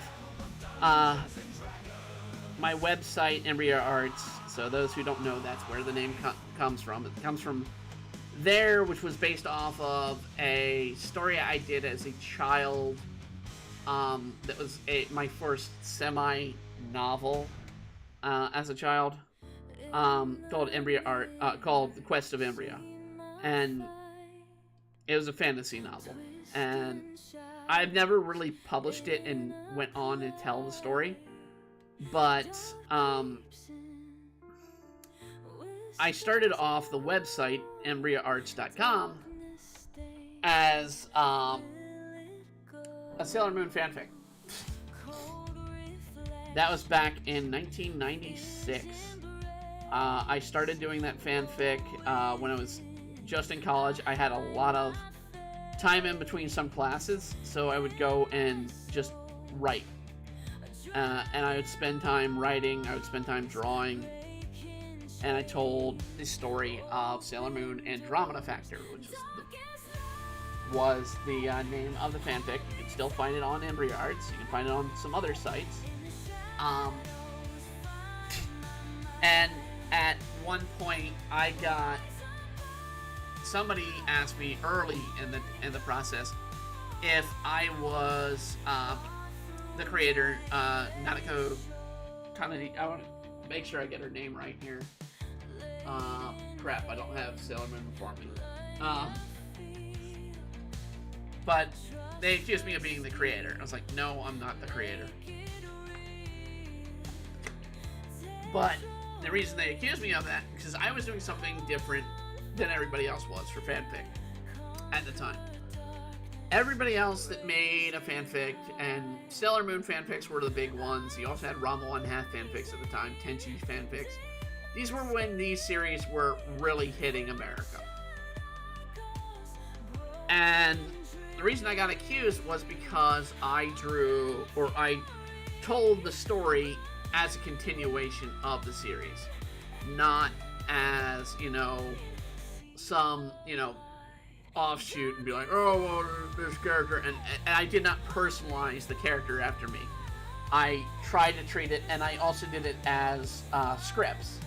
I wrote them as scripts and not a novel form, so that if you read the series on my website, you will actually see scripted forms, so they can be acted out. They're not good. They're not good, for warning. I do like the characters I wrote and some of the stories that developed out of it, but the stories aren't that great. But I mean, at the same time, I'm going by, it's like, what would I want to see? And so I added elements in a story where you had one soldier survive the attack on the moon base back at the beginning of the story. And that one survivor was after a criminal at the time, and that criminal would lead up to be, one of the Negaverse, strongest men, generals and whatnot. And when the queen used her ability to, put people to sleep and all that, this soldier kept their memories. They didn't lose their memories because they didn't die. They kept their memories, and they were not reborn. They were just placed back on Earth at a certain point in period of time, but because her location was far from Earth, her location made her come in at the end of where Sailor Moon was. So at the end of Galaxia. And it basically told the story about this soldier trying to recur or remember what their past was and their connection with Sailor Moon was, without them at the same time trusting Sailor Moon, because they thought, oh, well, I was denied this situation, and their villain they're facing is the villain she had to face in the past. And it just brings about this whole concept of, the misunderstanding of heroes. And it gave a darker, edgier tone, which for the 90s, is the 90s territory, folks. Dark and edgy was the thing. But at the same time, it was still treated as Sailor Moon. Sailor Moon was always given the, advantage in situations, including the fights. And it was a matter of, trying to find an understanding within misunderstandings and other things in there about. And I loved the character. I kind of started to write a different story with her that was wholly original. So the character I created was a character named Andromeda. But she was spelled differently than the thing. But her human name was Moira Getent. And she is placed up as, initially in the series, as this person who was out of place in time, and is slowly learning to make a living as, just a camera operator for a news channel. So going a little bit of the Clark Kent angle there of, they're involved in the news, but they're the camera operator. So they disappear all of a sudden. Oh no, where are they gone? Oh jeez. And all of a sudden this, strange warriors here fighting off, demons and all that. And I try to make it interesting to play in each of the sailors into positions. I did use the dub voices or names because I did not know the sub names that well, and I couldn't write them that well at that time. When I came back and rewrote some of the story, the names were changed to the original names. So Osagi instead of Serena and such. Essentially, there was going to be a lot of dark, and the only reason why I stopped doing it is because it's like, I really don't have the time to write all these scripts, and maybe people will read them, and I felt fan fiction was kind of falling off, so I kind of stopped that way.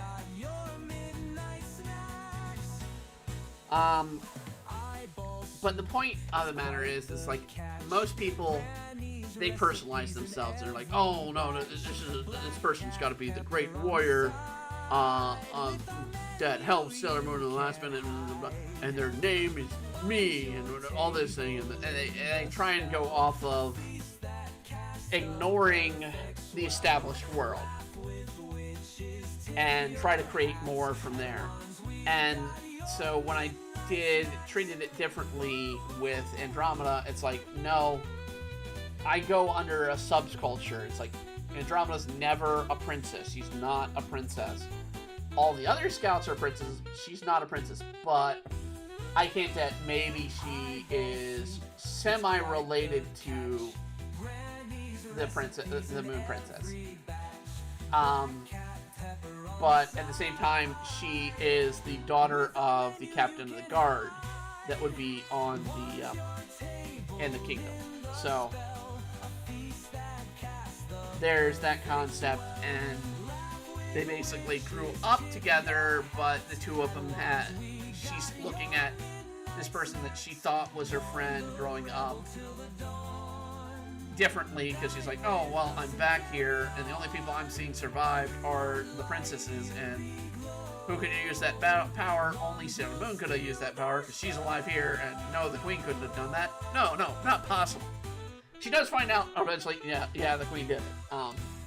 But at the same time, they kind of find out what they thought they had completed in the first season and into Galaxia was not completely defeated. It was a fraction of the evil that survived, and they had to deal with this sensationalist. Well, he's not sensationalist, but this very twisted and evil personality of a killer that was known as Geode. And I love the concept of having him named after a rock formation, so still played in the rock formation of the original groups, but the concept of a rock that you look on the outside, it looks like one thing, and you look on the inside, it has something different. And using that as a concept of his personality. So his personality is very dark and twisted on the inside, but he can play up this whole, oh, I'm a nobody. Why would I do anything? No. And so you use that kind of concept for fighting, for developing a villain. And I love the conflict between Moira and Geode very much, that I still want to use them as characters in another story, but I don't know when I'm going to use them and where I'm going to use them. I'm just looking up Sailor Mars so I can see her a little bit better and what I'm drawing in here. So I can see where things line up on her outfit. Okay, she's got 3 of these. Feast on pie and cookies sweet. Warmth in All right, and this would be going down here. around the tree. We share a Um, forgetting Other things of note, of course, we've got our anime anticlimax. We're working on Murakun or Muramasa-kun Revenge. Muramasa-kun's Revenge. We're only watching the first season, and I fully watched the first season, and of course Brandon, who hosts the show, he's also watched the whole first season at this point.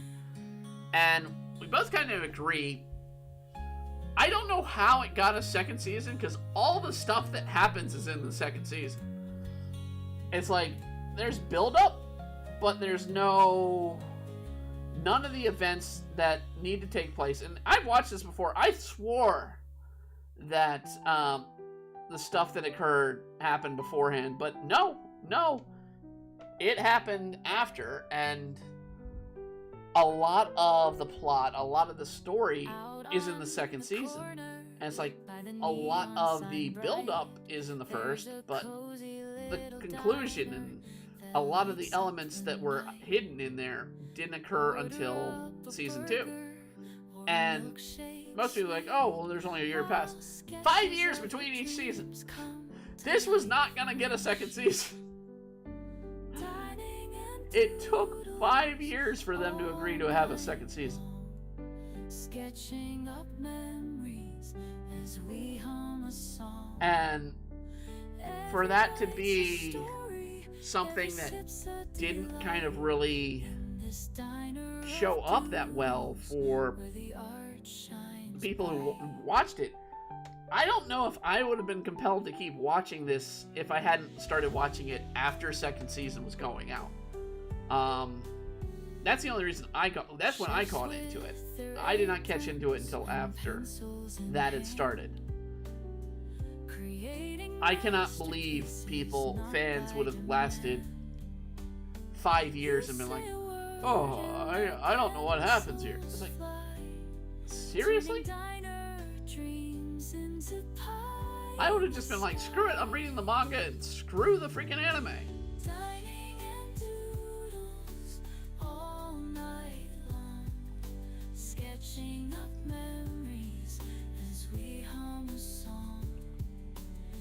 Every bite's a story, every sip's a delight.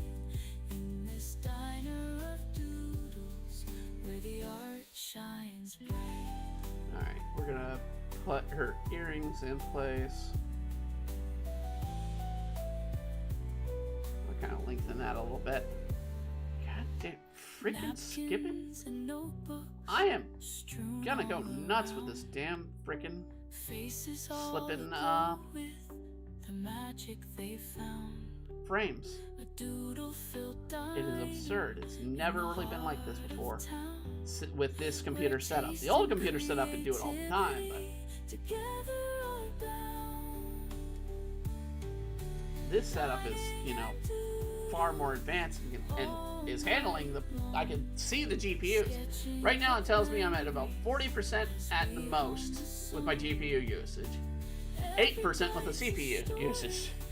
So there should be no skip frames. Should be. But it's skipping. So I apologize to my audience if that's a problem for you. It's something I cannot control. It's gotta be on the internet side of things, because it's not on the computer side.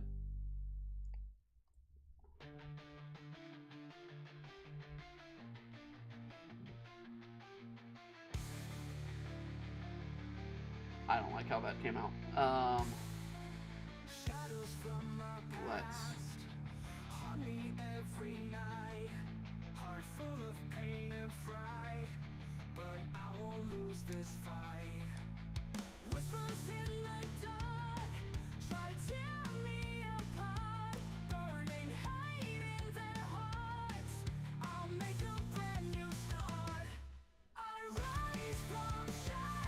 And not much to say about this pose. I mean, the boxing pose, especially with a female boxer, you're not going to see the hugely dramatic poses with them. And when you're in a sport, you have to follow by like certain rules. If it were kickboxing, it'd be a much better pose. But it's regular boxing. They didn't say kickboxing, they said boxing. So I went with regular boxing. And because of that, I feel the pose is going to be hurting a little bit.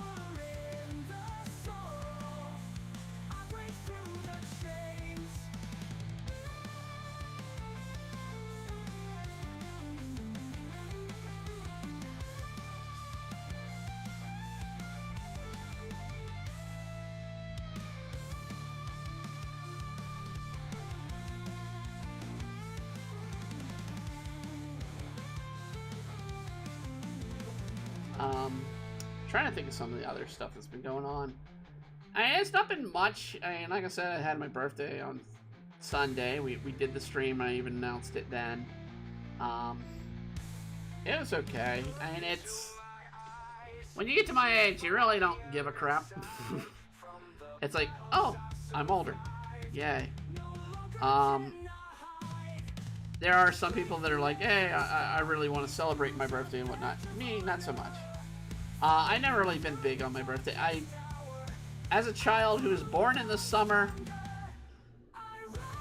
and went to school every season but the summer, yeah, never really had people celebrate your birthday other than family. And it only got worse because most of my family is also in July. And it doesn't help that my brother, who's 2 years older than me, is a day before me. And it's like, great. I have to celebrate every birthday with family as part of a bigger celebration than, individual celebration. And anybody that I know would probably want to join me for a party would not really be interested in a summer party, and it's summer. No one's around. Everybody's golf doing their own thing. I just noticed the hair is completely shorter than it should be. So.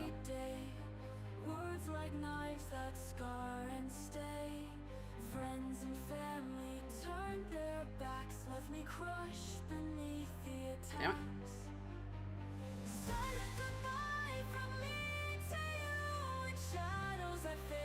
I know this looks like a mess, and that actually is a mess there.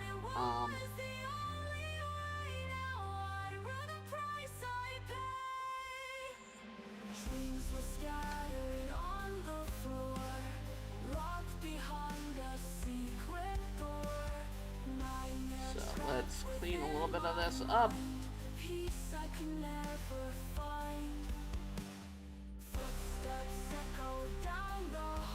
So, for those who don't know, when I got the Sailor Moon was when it first aired. I was going into high school. Sailor Moon came on at 5:30 in the morning. I had to leave for high school at 6:15, 6:30 to get there on time. Well, technically I could have left probably 6:30, 6:45. But my family didn't wake up, or my parents didn't wake up until about maybe 6. So I would go down and watch Sailor Moon and have breakfast before my parents would get there, and I'd feed the cats and, take care of everything on my end. I'd sit there and watch Sailor Moon because I enjoyed it.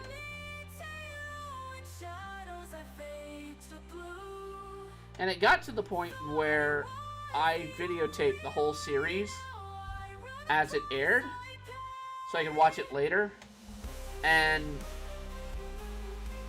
it always was frustrating watching the original dub, and seeing censorship moments. Now, it wasn't as, blatantly understood until later how badly they censored things, because the main things that they censored would have been stuff like the kissing cousins, and that didn't happen until Cartoon Network had the series, which was long after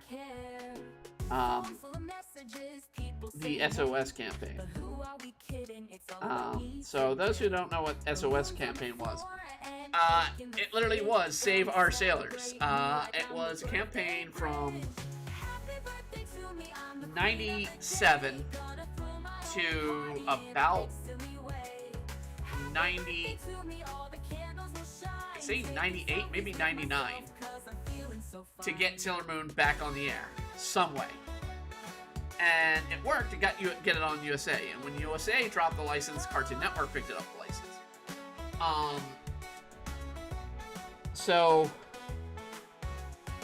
it was a campaign that anybody who was involved with Sailor Moon took part in as a fandom. And so you'd see a lot of people with the banner SOS, Save Our Sailors campaign, and you'd see the Sailor Sensei on their, collection. And it's one of the few times I can recall that an anime campaign worked. That people were starting to realize, hey, this show's beloved, and it was canceled because of bad time slot airing, because it was given a bad time slot. When you put on a show at 5:30 in the morning and be like, oh yeah, kids are watching this. No, most kids are asleep. No wonder why the show is not going to air right. But I recall when it came out, there was a negative article about the series. I'm going to do better with the foot there, because I feel the foot is just ugly in the sketch. So when the series was about to air, so right before it went on television, there was an article in my local newspaper, and that's when newspapers actually meant something, against the show. And it was like, oh, well, it's a show about girls who wear makeup and fight creatures. It's horrible for children. No, it's not. It's a marketing, ploy, but at the same time, it's, showing a possible, a show of positive female characters. And when you actually watch the show was damn good. The story was good. The stuff, all of that. There's a reason that show came out of, its retirement. God, I gotta redo all the leg here. That leg is just bad position. Alright. Oh, it's locked. I forgot. We're gonna fix these.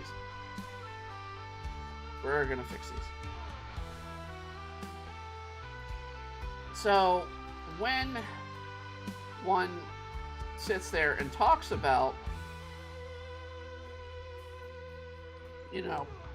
how a show should represent children and whatnot, and this is what a lot of people don't understand, and this is why anime came to be about, is it was showing stuff to an audience that was striving for something new, something different. And we came out in the 80s with action TV shows, and a lot of us were growing up into college and whatnot, and we grew up on shows like G.I. Joe, Transformers, and whatnot. And the concept on those was, yeah, we knew we were getting sold crap, but at the same time, the stories were compelling. You'd tell a good story, and then you'd go through and, develop these characters in one way or another. God, that shoe sucks. Let's do the foot down, the heel and then do the heel up like this.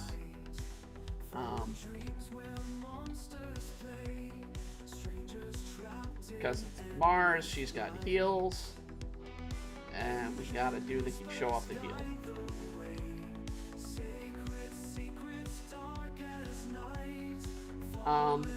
But yeah, when you have an audience that basically is like, we're craving a good story, because all you're getting at that time was either TV show spin-offs or mostly mediocre shows, with the exception of Gargoyles, Batman, and X-Men, and Spider-Man. And those shows were perfectly fine to show in the afternoons, perfectly fine to show, young audiences, because they were superheroes. Everybody knew these characters before. But when you actually come down to it, the representation for girls through the 80s and the 90s, with the exception of She-Ra, the original, was not very action or even great story driven. I mean, a lot of it was just cutesy and somewhat sickening in a way, in the cutesiness. And the fact that people in the 90s were like, oh, well, this is not appropriate for girls. It's like, no. Why is it not appropriate for a girl to learn about, situations, in the case of Sailor Moon, like, oh, I may have to face, threats in my life or problems in my life that I need to find a way to handle. And this show kind of teaches them, hey, here's a positive female role example. And I was glad to be part of the Save Our Sailors campaign to bring that back. So initially it was brought on to USA's cartoon, or whatever they call the cartoon train or whatever. They usually played a bunch of Hanna-Barbera cartoons or lesser known cartoons. They had a lot of Image Comics cartoons on there. I think that's where most people saw Street Sharks, a couple others, and along with Dragon Ball, the original Dragon Ball Z dub, which was the Ocean dub, and another anime that made air that most people don't talk, which was Technoman Blade. It wasn't until Pokemon really was seen as this, movement, that they're like, well, maybe we're wrong about Dragon Ball, because those who don't know where Dragon Ball was airing in the United States, when it aired on Sunday morning at about 10 in the morning. Well, in the 90s, that's church time. So there's a good period that a lot of kids weren't around when Dragon Ball was airing on television. If you didn't go to church, you may have been able to catch it. But even then, it's hidden away in between, what do you call them? Made for TV or TV ads. Those whole episode shows of, it slices, it dices, it does this. It's on in between those and golf. And nobody wanted to watch that stuff. So it's wait a second. You're telling me Dragon Ball Z aired at that time? It's yes! It aired at that time. People weren't watching it. You had Technoman Blade, which technically, I give them credit. They gave a lot of Technoman Blade story in the show episodes they showed. I think they showed an entire 52 episodes of that series. Whereas Dragon Ball Z only got, I think, 2 Vegeta, and it did the Tree of Might story arc, and it was the Ocean dub. And those who don't know, the Ocean dub was horrible on the censorship. Sailor Moon was bad at times, but it was not as bad as Dragon Ball Z's original dub. Now, neither of those compared to the One Piece dub. I realize that leg is way off in sizing. Or in placement. Whatever. It's a further leg. It can do that. But when you talk about stuff like, oh, you know, this aired at this point in time, most people didn't realize. When you put shows on at weird times, they suffer. I mean, we kind of talked about this before on other streams. Futurama and Family Guy both suffered because of poor timing. They were usually cut off by football games because they would be on Sunday, but they'd come in, they'd start at like 8 p.m. on Sunday, and the football game would start like in the afternoon, and the football game, if it went over, or if it ran long, it would cut off the shows. They wouldn't have the shows, and you'd go on and on and on. And I think that's a good reason why, and I laugh at this concept. Anime is mainstream. It's beyond mainstream right now. There are more people that watch anime than football. The anime audience, there is more anime viewers on Netflix than any other franchise or stylized show that they have. So, half of Netflix audience is anime viewers.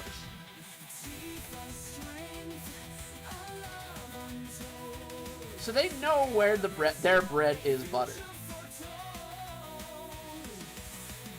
And the fact that anime has become so mainstream nowadays, for somebody who, I was into anime before it was mainstream. I remember going to Blockbuster and there were 4 choices of anime. Period. One was Akira and one was Ghost in the Shell. And then the other 2 would be like something like Ninja Scroll, and maybe if you're lucky, and I was, a tape of Rumble 1/2 somehow. It slowly expanded after, Blockbuster said, hey, people want this stuff. And then, of course, you had Suncoast selling the stuff. Suncoast being a videotape retailer, part of the Sam and Goody music franchise. Music selling franchise. And so you had to go through these stores and you'd buy these tapes.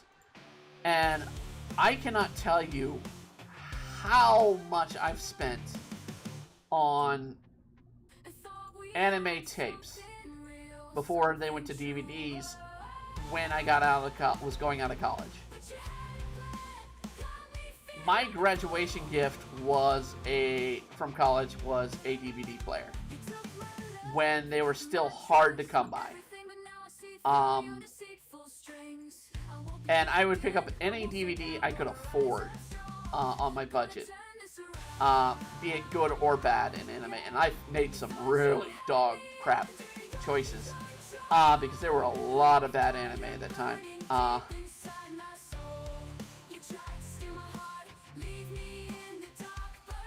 But the fact of the matter is I enjoyed the community. I enjoyed anime from its start.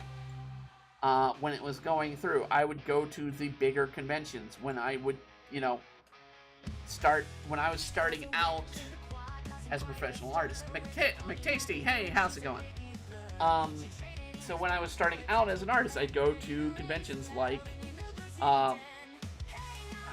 Katsucon. I would go to, since I was on the East Coast, it was easier to go to East Coast conventions.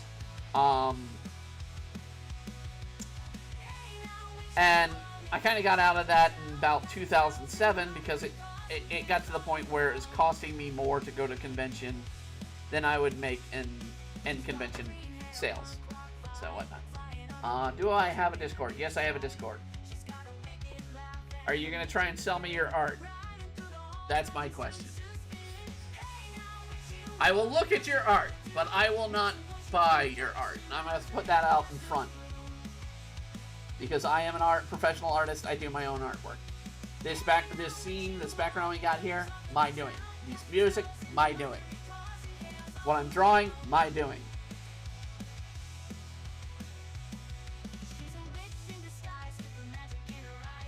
So if you're gonna try and sell me your art, it's not gonna be sold. Telling you that from the get-go. I'll look at it. I'll give you an honest review. But I can tell you, most people who come to me and try to promote that, their art's mediocre at best. There's no style and no point. No, well, I think you're cool. Okay, yeah. Discord, you can see it in the little message right down here. It's the same. It's pretty much the same. You can just look me up as Embry Art right there on Discord. That's the Discord link or name right there. So yeah, you can just look me up that way. And I welcome everybody to come and join in the Discord. So that's not unheard of. Had a couple people drop in and just say hi. Good to have people join in, and always welcome.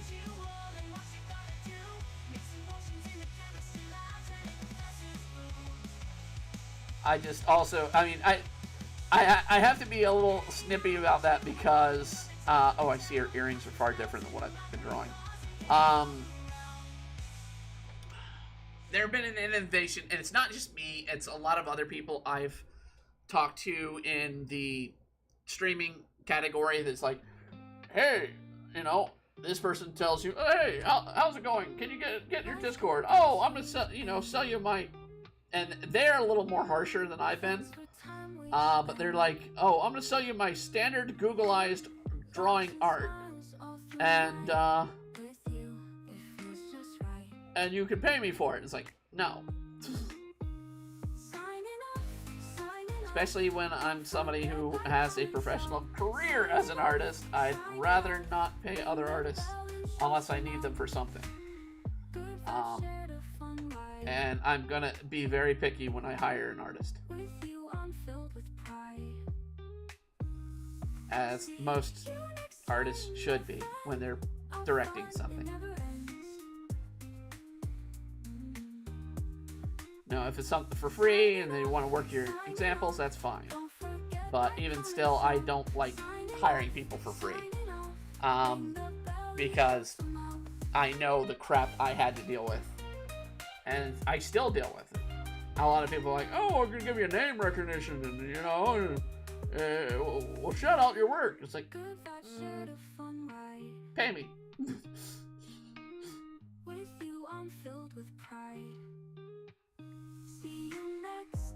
Nowadays, you got to deal with that, and then people are like, oh, I'm just going to go to AI anyway.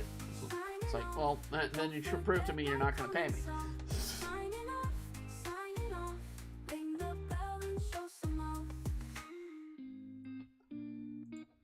Oh, I got a ribbon wrong, too. Her ribbon's purple. Alright.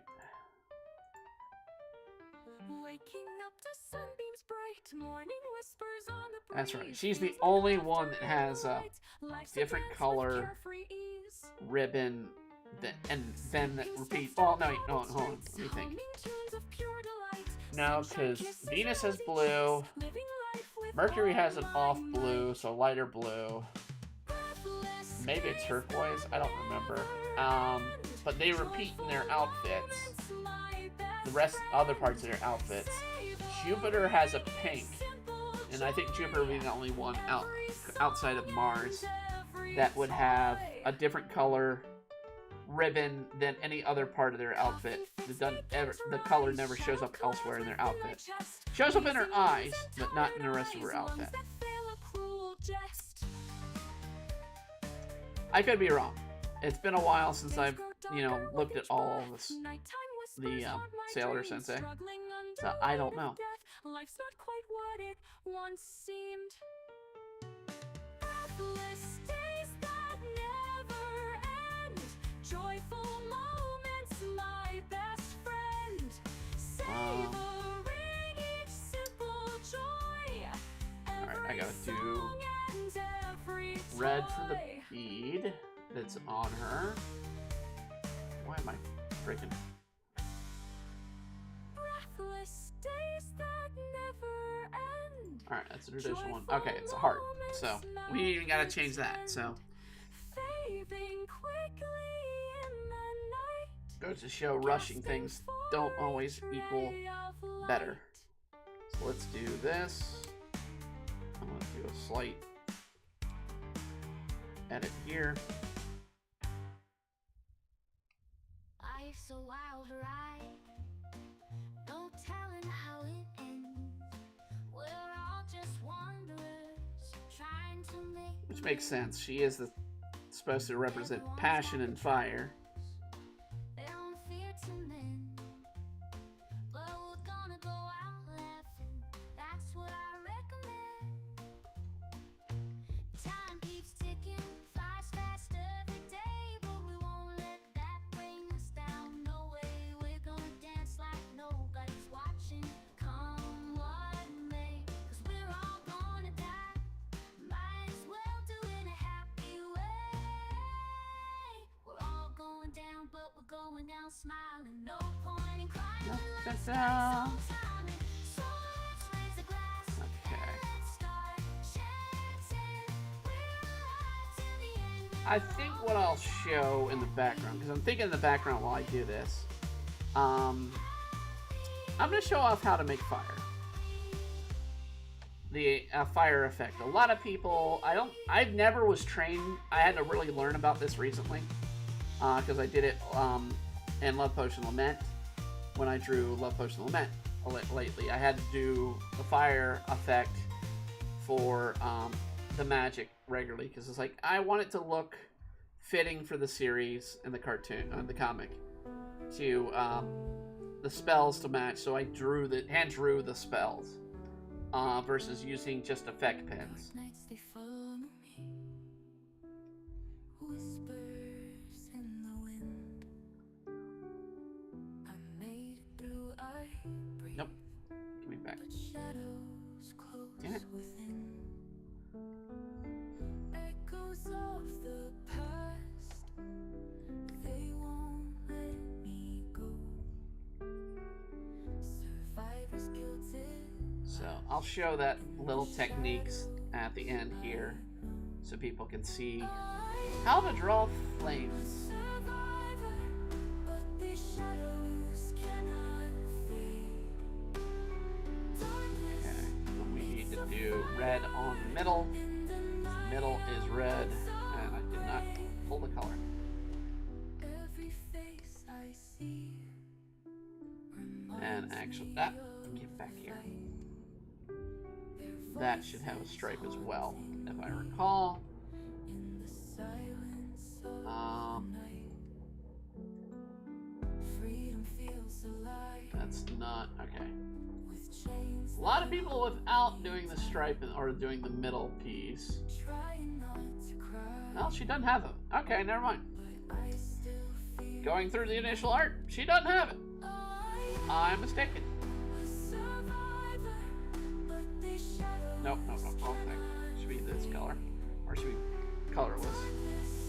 it's a So we'll do that. in the night. I'm not so brave. Since this is not my original character, I don't memorize this stuff. So it's like, yeah.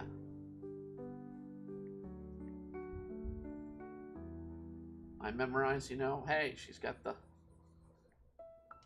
red gem. She's got a couple of different things. Yeah, I did forget the bow was purple earlier, which would have been a more common feature to see. But we're still gonna make it as prominent as we can in her look.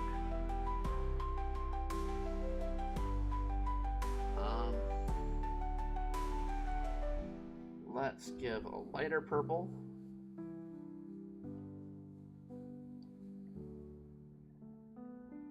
Every face I see reminds me of the fight.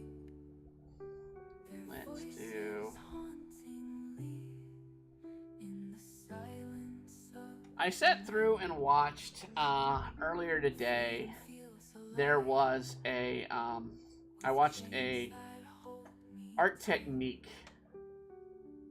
YouTube thing where people brought out different techniques, and I did learn stuff from it, but at the same time I'm like, as a cartoonist, there are going to be certain points where you're going to be like, no, I can't do that because I got to get this stuff out quickly. I can't sit there and be like, I'm going to do smaller detail,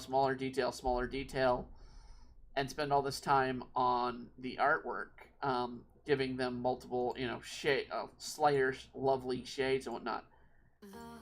You're paid by the page, and if you're getting paid like $20 a page, which is a normal rate for a cartoonist,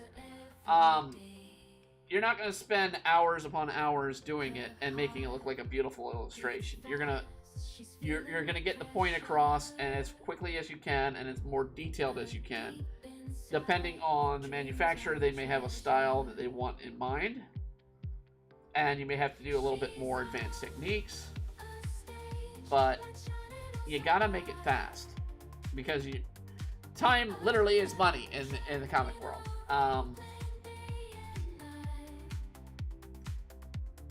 And you charge based off of your time. If you're gonna spend 6 hours and only do it for $20, then your pay rate is, what? A total of $4 an hour? You don't want that. You want the money to equate your time.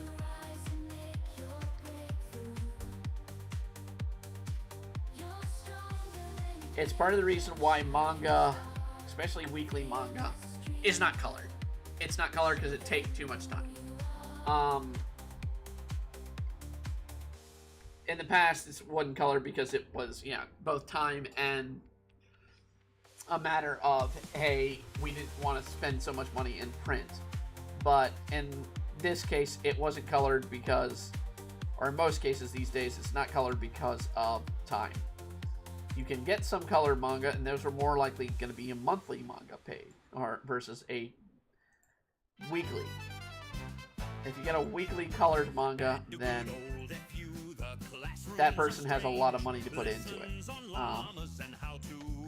and it's likely given to assistants to do the coloring. Like, there is a color version of One Piece that gets released, but it gets released on Jump's website for their sponsors, and it comes out like a week after the actual issue drops, because it's going to take even a staffer to do it several days to get the coloring down and make it look right. I'm missing some parts of the face to do, but we need to kind of get some of the hair going as well.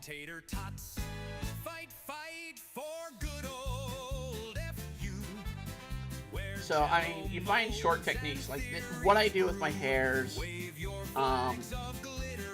with highlights in hair, if I draw a character, even in the black and white. So we were seeing Demon Blade. I don't draw color in Demon Blade that often. I do it for the promotionals, and I do it for, if I want to advertise the series, I'll do a color.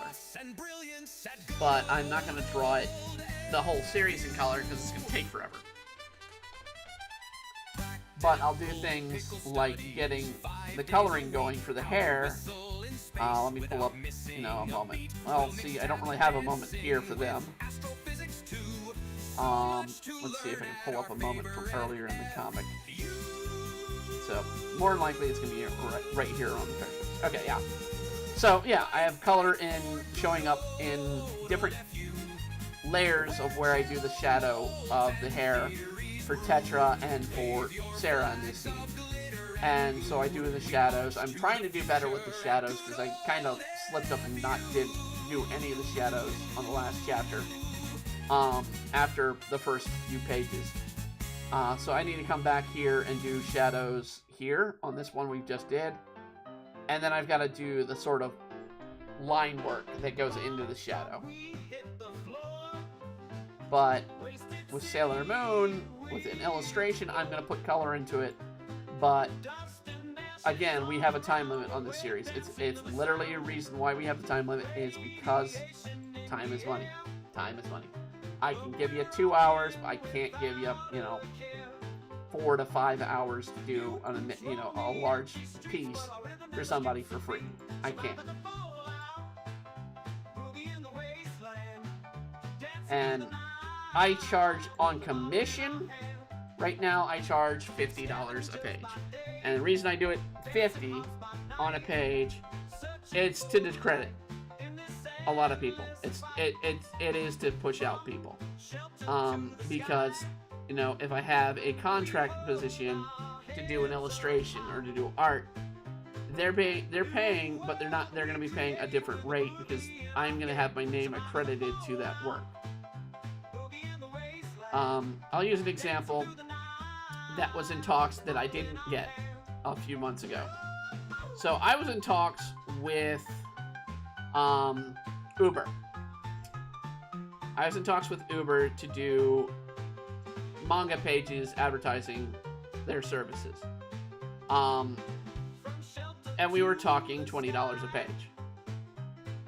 That was the going rate that I was setting out. I was like, that I can't go any lower than $20 a page.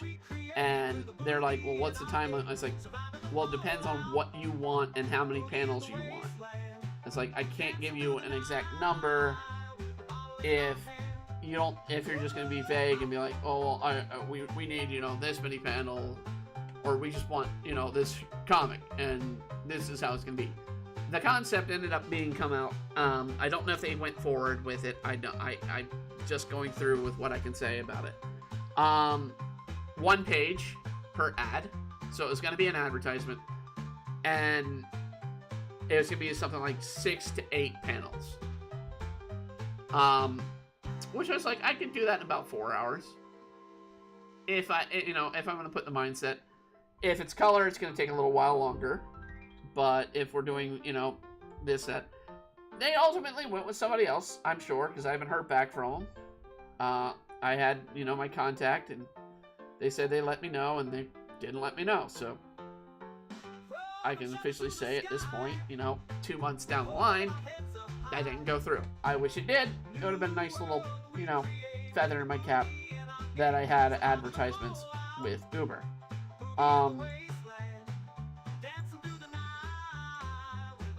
But, I mean, we still get people here and there going, hey, I want you to do this, and this is how many pages. I saw somebody on one of the little Art Connection sites I went on to the other day, promoting, it's like, hey, I want to do a horror manga about 17 pages, but I'm going to pay $10 a page. It's like, they're paying, but at the same time, $10 a page is going to be a lot of...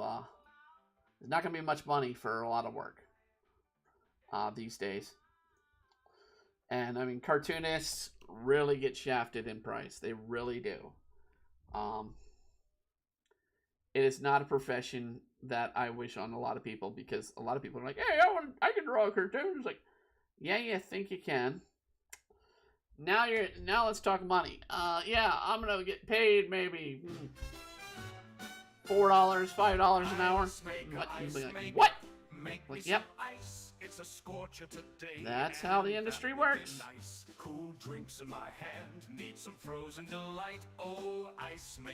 So if you don't have another gig, or have a loved one, or rich from the get-go, it's not an industry really to go into.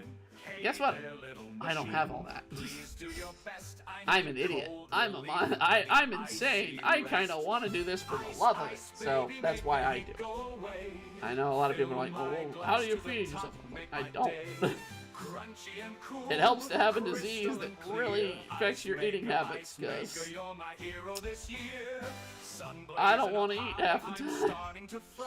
Without my ice maker, I think I might cry. The fan blows warm air, it's not enough. Need that frosty refreshment to make me tough. Hey machine, don't let me down on this it's good to be like, go around and see somebody enjoy the work. I don't know if Gamera's here. Yeah, I know my drawing isn't good. I try to focus on doing more pages instead of trying to do one quality page. It's ultimately you gotta play off the concept of speed versus, it's time versus money. It's how fast can you go, how well can you produce something to last for that money, and yeah. So I mean, you need to keep that in mindset, and I do both the writing and the art on my stuff. So it takes me a little while to do both. I'm still working on freaking, like I said earlier, I'm working on I'm gonna remove all those highlights. I'm still working on Fractured World of Uninvited, and that's taking a long time for me to write because I have to think through the science of the things to make it somewhat believable, and it's writing a fantasy world with modern day guns involved, and I'm trying not to fall in the trap of so many bad shows and movies with that story. But at the same time, I want the story to be very mystery driven, very action heavy, but at the same time, a lot of, mystical, magical stuff going on. And it takes a long time to kind of figure out, it's like, how is this character going to work? What do I do with this character? And I'll go and do research in certain things and do that. Or I might try out the character in something else. Like, I play D&D in a mental health... I know, it sounds weird. Mental health thing with my mental health provider. That's designed to help people with their critical thinking and their, speaking up. And ability to speak up for things. And they don't really have me there for that reason. They have me there because I have an expertise in the game complex, our game system. And I'm there to kind of help the other people play into it. But I'm trying out a character in the game currently that is based off of a character I have for Shattered World. Which is... and if I use D&D terms, now see, I'm going to have to change the D&D terms in the book. Because I don't want to be, have the whole concept where they can copyright strike me for using D&D. But the concept is I play a Haragon wizard that's very lighthearted and happy-go-lucky. It was that choice, or I was going to play a barbarian, but we already had somebody play a barbarian. That was going to be a very low talker that had went into druid abilities as well. And the two characters in concept, and I can give their names in the book. The character I actually play is called Carrot Bottom Barrel, and the D&D campaign. The character in the story is going to be male and not female as they are in the story, and their name is going to literally be, I think, Slade right now is their current name. I'm working through, but they're supposed to be of the same concept, which is a wizard that learned from a con artist. That was kind of abandoned by family and taught into, hey, you're going to learn magic, but I'm going to put you on display as sort of like this freak and freak shows and stuff like that. And so that's the concept of this current character.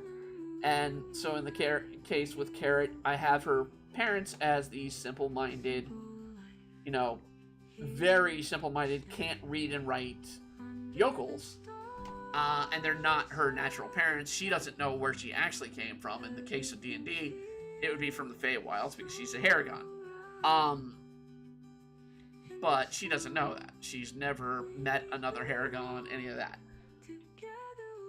And in this world, she's kind of, this oddball, but she's very intelligent, very hard-worthy on the study, and she'll cast spells and think through the spells and, do things, but she'll also be reckless with it.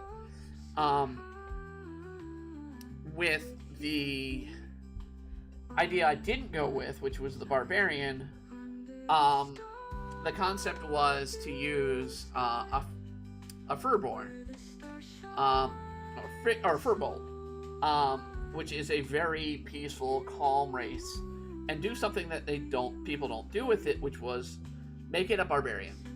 But it was going to be a druid barbarian. The whole concept was to take a druid, a clan of druids that, lived, worked, and that was the way. They were all about the way of the forest. She's kidnapped alongside of a few others of her clan, and used as, basically slaves for basically magical testing and experimentation.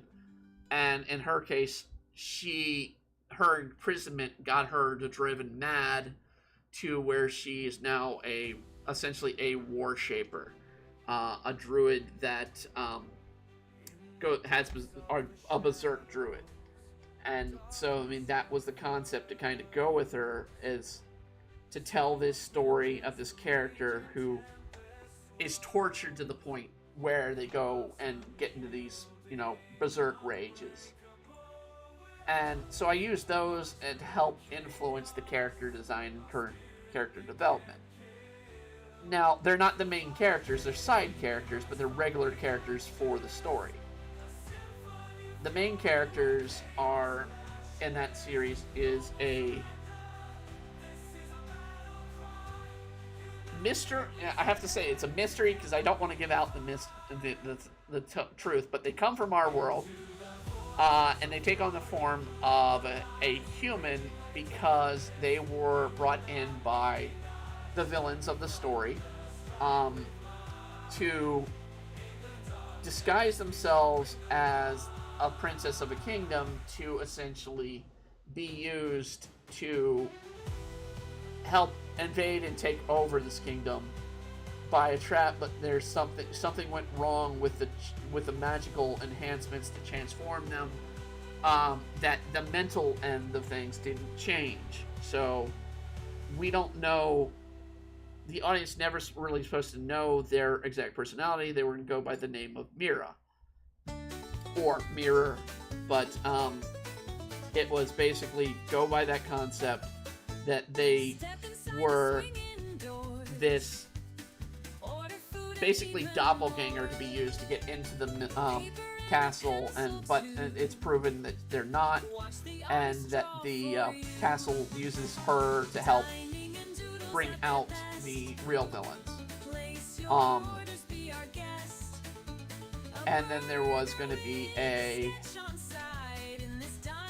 African-American guy who's going to be in one of our main characters, pretty much one of the main focus characters for a while, that was a detective in this world. And basically he was from our world that was basically a member of the police force, and he knew forensics. And so I was going to go into a lot with forensics, using forensics to basically develop this character. And from the start of the story, he's looked upon as the first detective of this world, because he's using forensics to help solve cases that they thought never could be done. Like, oh, well, this person was killed by magic, or this person, they had magic used on them, or they altered their form with magic or something like that.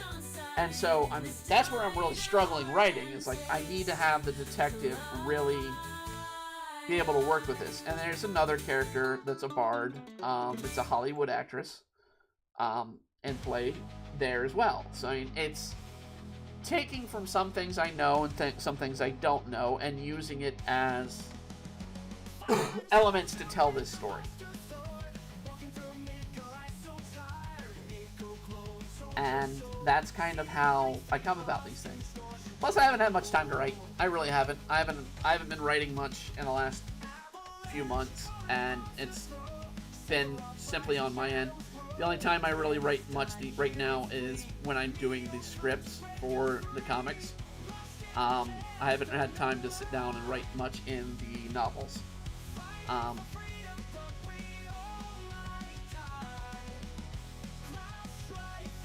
let's put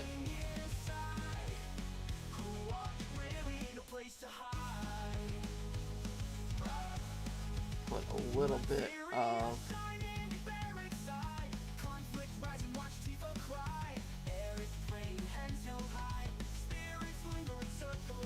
okay, let's remove the reference. I'll remove the sketch, and we're gonna go from there. So Iris, I'm totally amateur, so I just try to have fun drawing. If I'm not having fun, I stop. Exactly. And if you're not having fun drawing, then you definitely probably should stop. I mean, I don't know why I'm so freaking frozen in one side position. Let me fix that, if I can. Let's see here.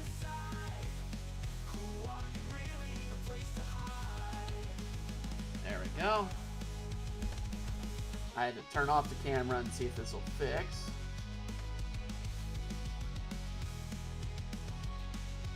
There we go. And we're working. Okay.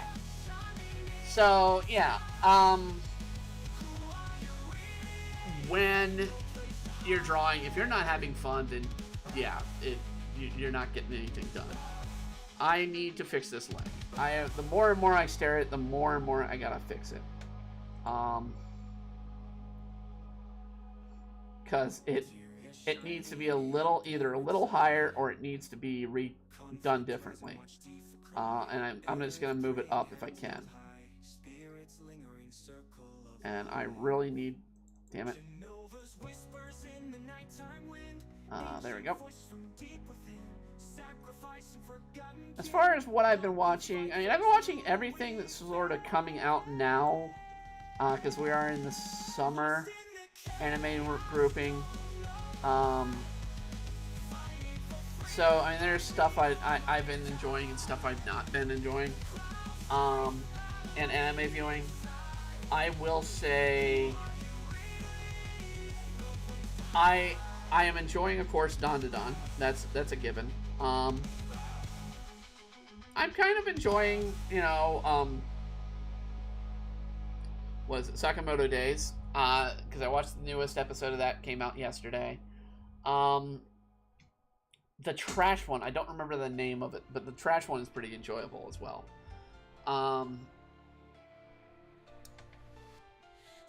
Most of the rest has been kind of like, eh. Unless it's a continuation of a series I've already been watching, either in the past or whatnot, I'm not really that keen on. But it at least is needs to be a little bit more interesting for me to really follow them. I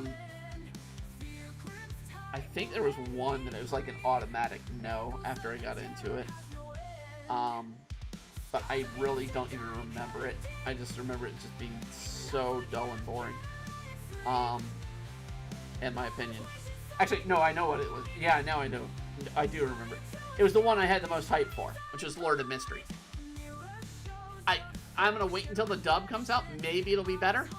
But I'm literally sitting there and be like, okay. I don't understand what's going on. The mystery is I don't understand what's going on, and I'm getting lost. And the more and more I've learned about the series, the more and more I'm like, I don't really care for this anymore. It's just, I feel it's just too basic. It's more about action and adventure, not the mystery. I'm really about the mystery. So let's do some background here. I'm gonna do an abstract background. So I am going to do, let's go, we're going to take purple, because that's her secondary color. I'm going to do an offshoot curve, which means it's not going to be like perfectly aligned curve. Put that under her. And then I'm going to work on the background. So, when doing fire, so we're going to do fire. It goes, you go from yellow and white out or in. So I want to double check. I want to see what my fires look like. I really need to make sure I'm not doing this in reverse. So we'll go to Witchin, Love Potion. It's gonna be the last few pages. Okay, yeah. No, I did it reverse. My mistake. Okay. White and yellow are in the inside. Orange and red are on the outside. Red being the far outside of it. So the red is it's the best way to get the effect of the flames. So if I'm going to do a background here, I'm going to put it in the far back. And I'm going to do something like, I'm going to start with red. And I'm going to kind of just do flames. Try and do this a little bit better here. Let's see. Every word that I sing, every note that I hit, it's my only way out, my chance to finally quit. Surrounded by the noise, the fame. I don't feel like that last part worked. So what I'm gonna do is hide Mars for a second. Feeling lost in a shroud. I wear the smile, but it's just a mask I hide behind. The girl they see is different from the one they find. And so I'm using a pure striking red for the flame. If I were to go a bit distance, I might do a shade darker or a shade faded and the light and the distance. But you kind of want to have a yellow highlight or a little bit of a thing in the background. So we do that. We take orange. Now, you don't want a pure orange. So I don't want that orange and that red. So if I'm going to go a pure red, I want to go a slight off orange. If I went pure orange, I'd want a slightly less powerful red. So, because you want sort of the life of the fire to come out from the drawing. So, just do that, but keep it within the lines of the red.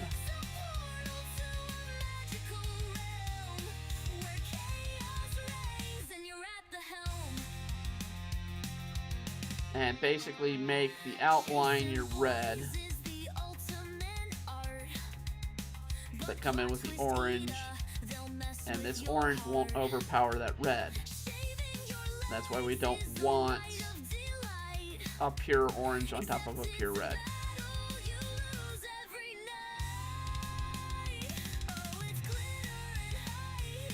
And I'll show you exactly what I mean with the tool in a moment. You see, alright, there's the flame. It looks a little, dirty and dusty and whatnot, but what I'm going to do there, then I come on with a pure yellow.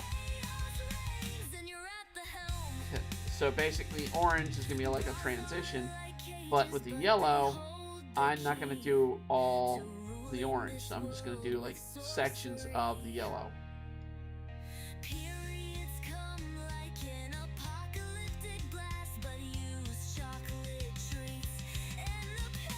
So we'll just do like a little bit section here. Doesn't really matter as long as we fill it up. That's the key. But it helps give the illusion of the flames being different and effective as we go.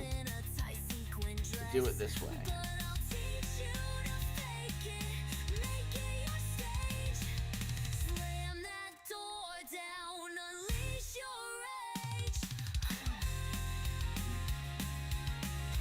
See, I did a little too much there, so what I'm going to do is actually put a little out there and maybe do a little section here.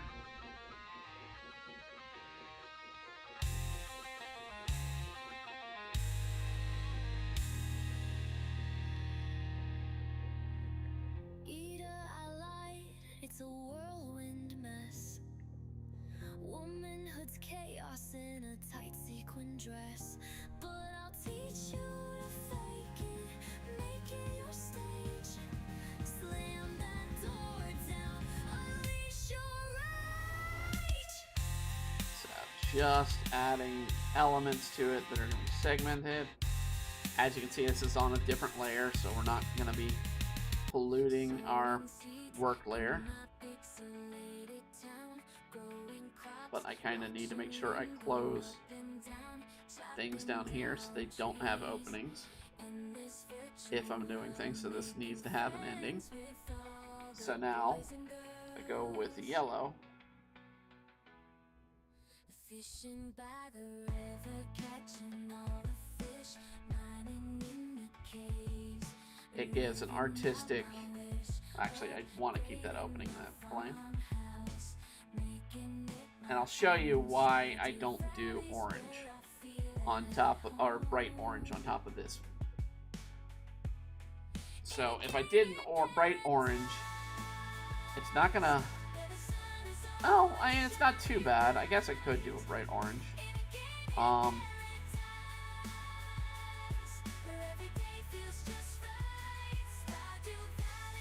But essentially, we're kind of slowly segmenting and bringing life to the fire doing this.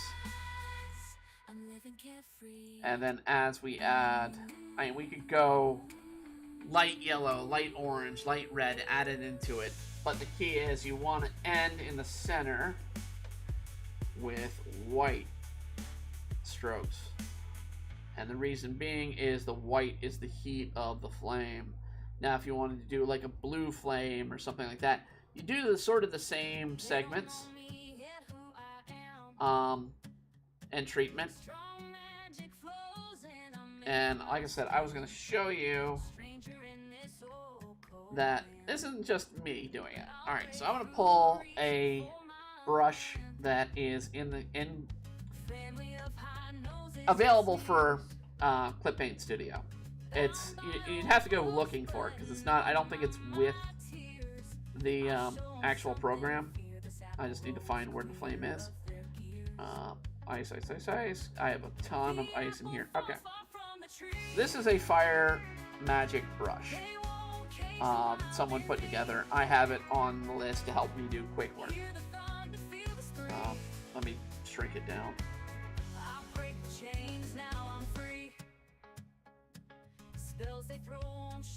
In this case, they only use an off red and an off yellow.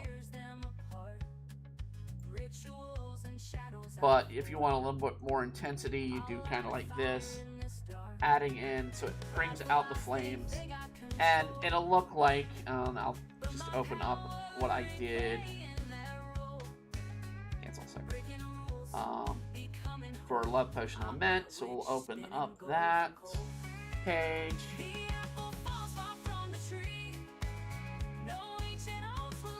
be page. Well, crap. I'll just pull up the image. It should be page 13. So yeah. So to get the effect of the flames. Now, I will say the wind I did here, I used a brush that was that is one of the magical brushes I have collected.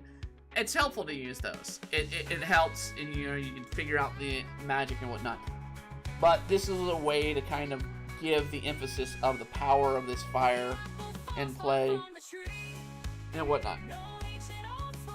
So trying to do that in the drawing we're doing here as sort of a little background, I might add a little bit of red or a yellow flicker flame in the distance, so it's like a little bit, something like that, to sort of act as my background for these. And see, I didn't close that one. I closed this one, but I didn't close that one. In the glimmer reflection, yeah, the world is mine. I was singing this song this morning. Screams my name.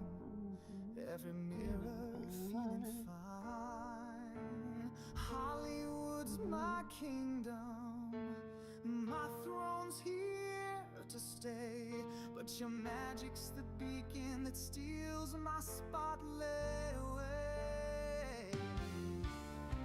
Value all glitter but lack brains. A desperate parade. A mage so hollow, trapped in the act you play. Your shadow's begging for the attention. It practically But yeah, cries. I had some nice little tip I've come to learn. I mean, I'm trying to learn some interesting techniques. But I mean, that's the thing. As an artist, professional, amateur, whatever, it's always good to keep learning. Because there's tricks you're not going to know. Some people have tricks that they can do that are really interesting, especially for illustration. Other people might have tricks in comic art or, you know, animation that they do. It's good to keep the learning. And I mean, it's good in general as a creator, as I always say. You know, have an open mind, learn, use lessons you learn as part as your reference, and you'll do pretty well. But Ada, you're the stars. The burning of my heart in an uncontrollable flame. My vanity cracks when you're caught in the frame. For you, I shatter my family. Of course, when you draw, always draw with your arm. I'm not drawing with my wrist. If I was drawing with my wrist, so if I draw with my wrist, I sketch with my wrist. I will admit I do that. So if I draw with my wrist, I'm kind of like doing that. But when I want to draw something, I'll be doing a full line. And that's using my whole arm into it. And it's the way you get a straight line. It's the way you get a creative line into it. It helps. So let's do that. And let's do two layers. Let's do a repeat of the purple in the background. That's a different purple, but that actually might work better. And the layer below, I'm going to do take a spray paint, soft, and I'm going to kind of measure the size that I need. I don't need a 2000. I need like a 200. I'm just going to kind of give a glow here for it on an individual layer, and what I'm going to do is I'll make the layer a bit different. But we're going to do some blending here to make this somewhat interesting. But the key is to have a little bit of a glow effect on these flames, so it gives a light effect.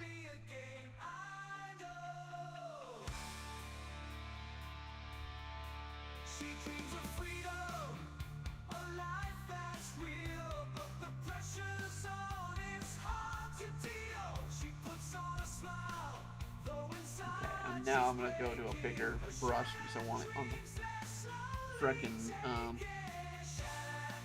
layer here. And we're going to just take this and I'm going to lighten. And we're just going to take our blend brush and kind of blend it in with our scene here. So we're just gonna kind of get a little bit of a blend here. I kind of do need to go over and make that yellow a little more striking, where it meets the purple that I laid down earlier. But the point is to kind of get this light source, this flame ring, kind of giving me a moment of dark on top, and that really didn't work for me. So I'm gonna do, because that's a light load. So we're gonna do a little bit of a shadow here, but we're gonna add a glow effect on Mars herself. I kind of need to get. We'll go to the yellow. I'm gonna go to a stiff or hard brush. Make it larger. Kind of just want to blend it in with the background. So I'm going to just do a little bit of mix here, and then we're going to take the blending brush and blend it. Yo, what's up, mate? I love the content you're streaming. Can see you struggling using it. Stridle, I literally just called this crap out. Yeah, not happening. Not happening. You're trying to sell stuff that not happening.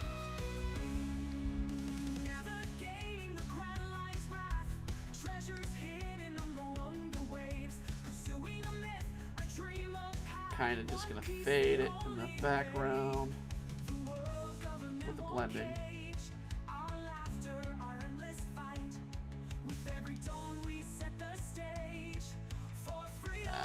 I went the wrong way there. I need to go out with it. Okay.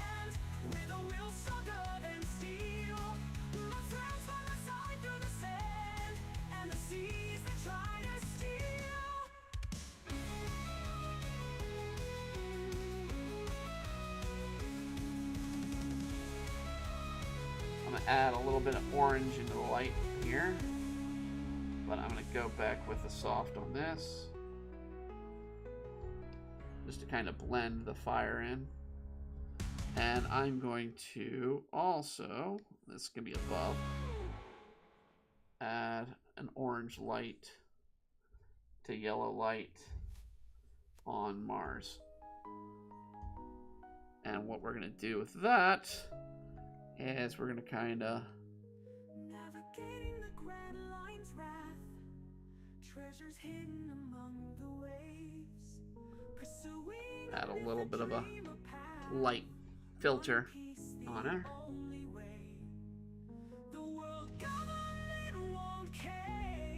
Go back to the blending.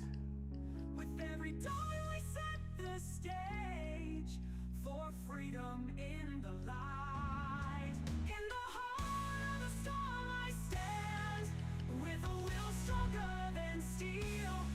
My friends fall aside through the sand, and the seas that try to steal.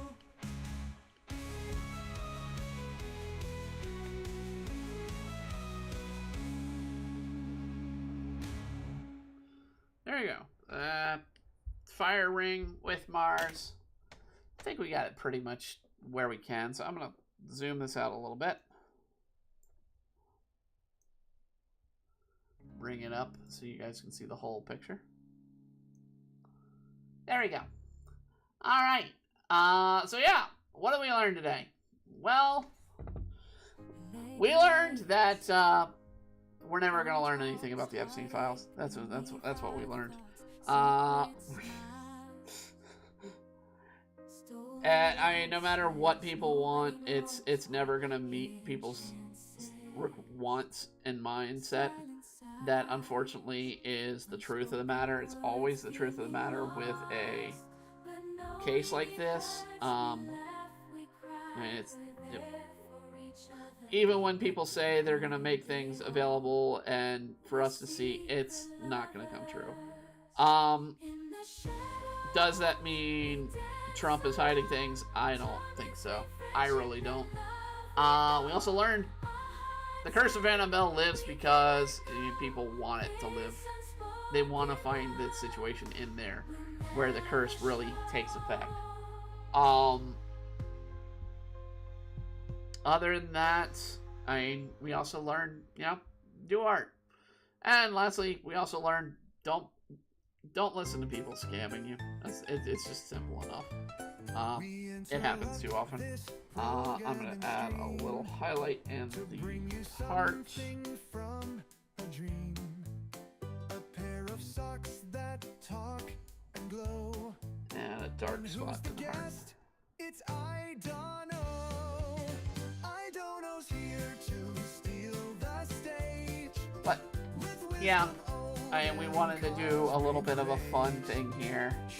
But we also needed to cover, because I have a lot of people who come on here and dislike me when I talk all about the Republicans, and this is a chance for me to crap on the Republicans instead of the Democrats for a change. Here you go. I'm giving you a chance. I'm not happy with how things came about with this Epstein case, as far as, how the audience would perceive it, but we'll see. We'll see. We learned Sabanization. Okay, Sabanization. Yeah, the dubbing is bad. I wouldn't say Sabanization with Sailor Moon to be properly, but I mean, Saban is not a person I kind of look fan. I was calling out Saban back when Saban was starting with Power Rangers. The dubbing of it of the 90s sucked. We also learned that Dragon Ball Z originally aired in the United States on Sunday at about 10 a.m.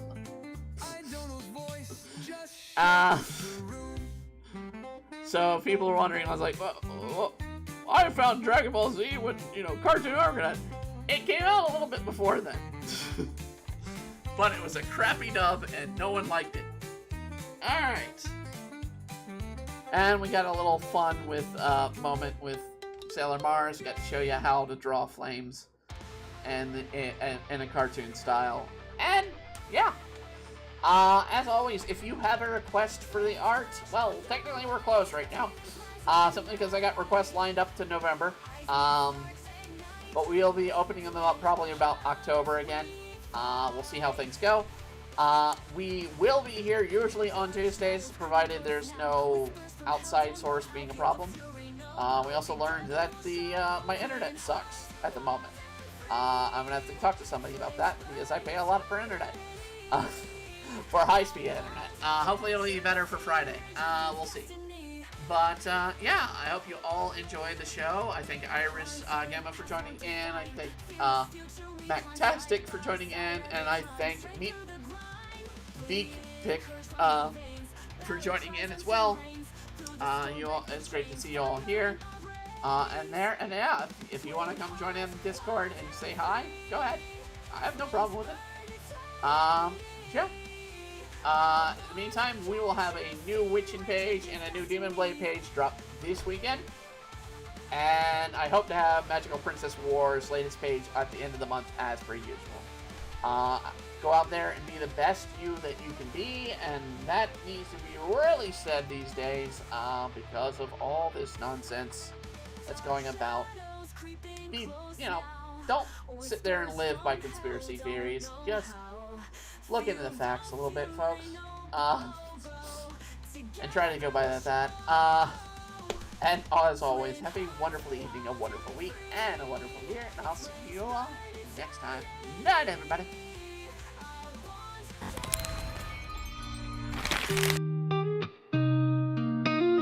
Lights go down streams and thanks for time we spend. Laughs and smiles all through night. With you, it feels just right. Signing off. Don't forget, like, comment, some. Signing off. Ring the bell and show some love. Good vibes, share the fun ride. With you, I'm filled with pride.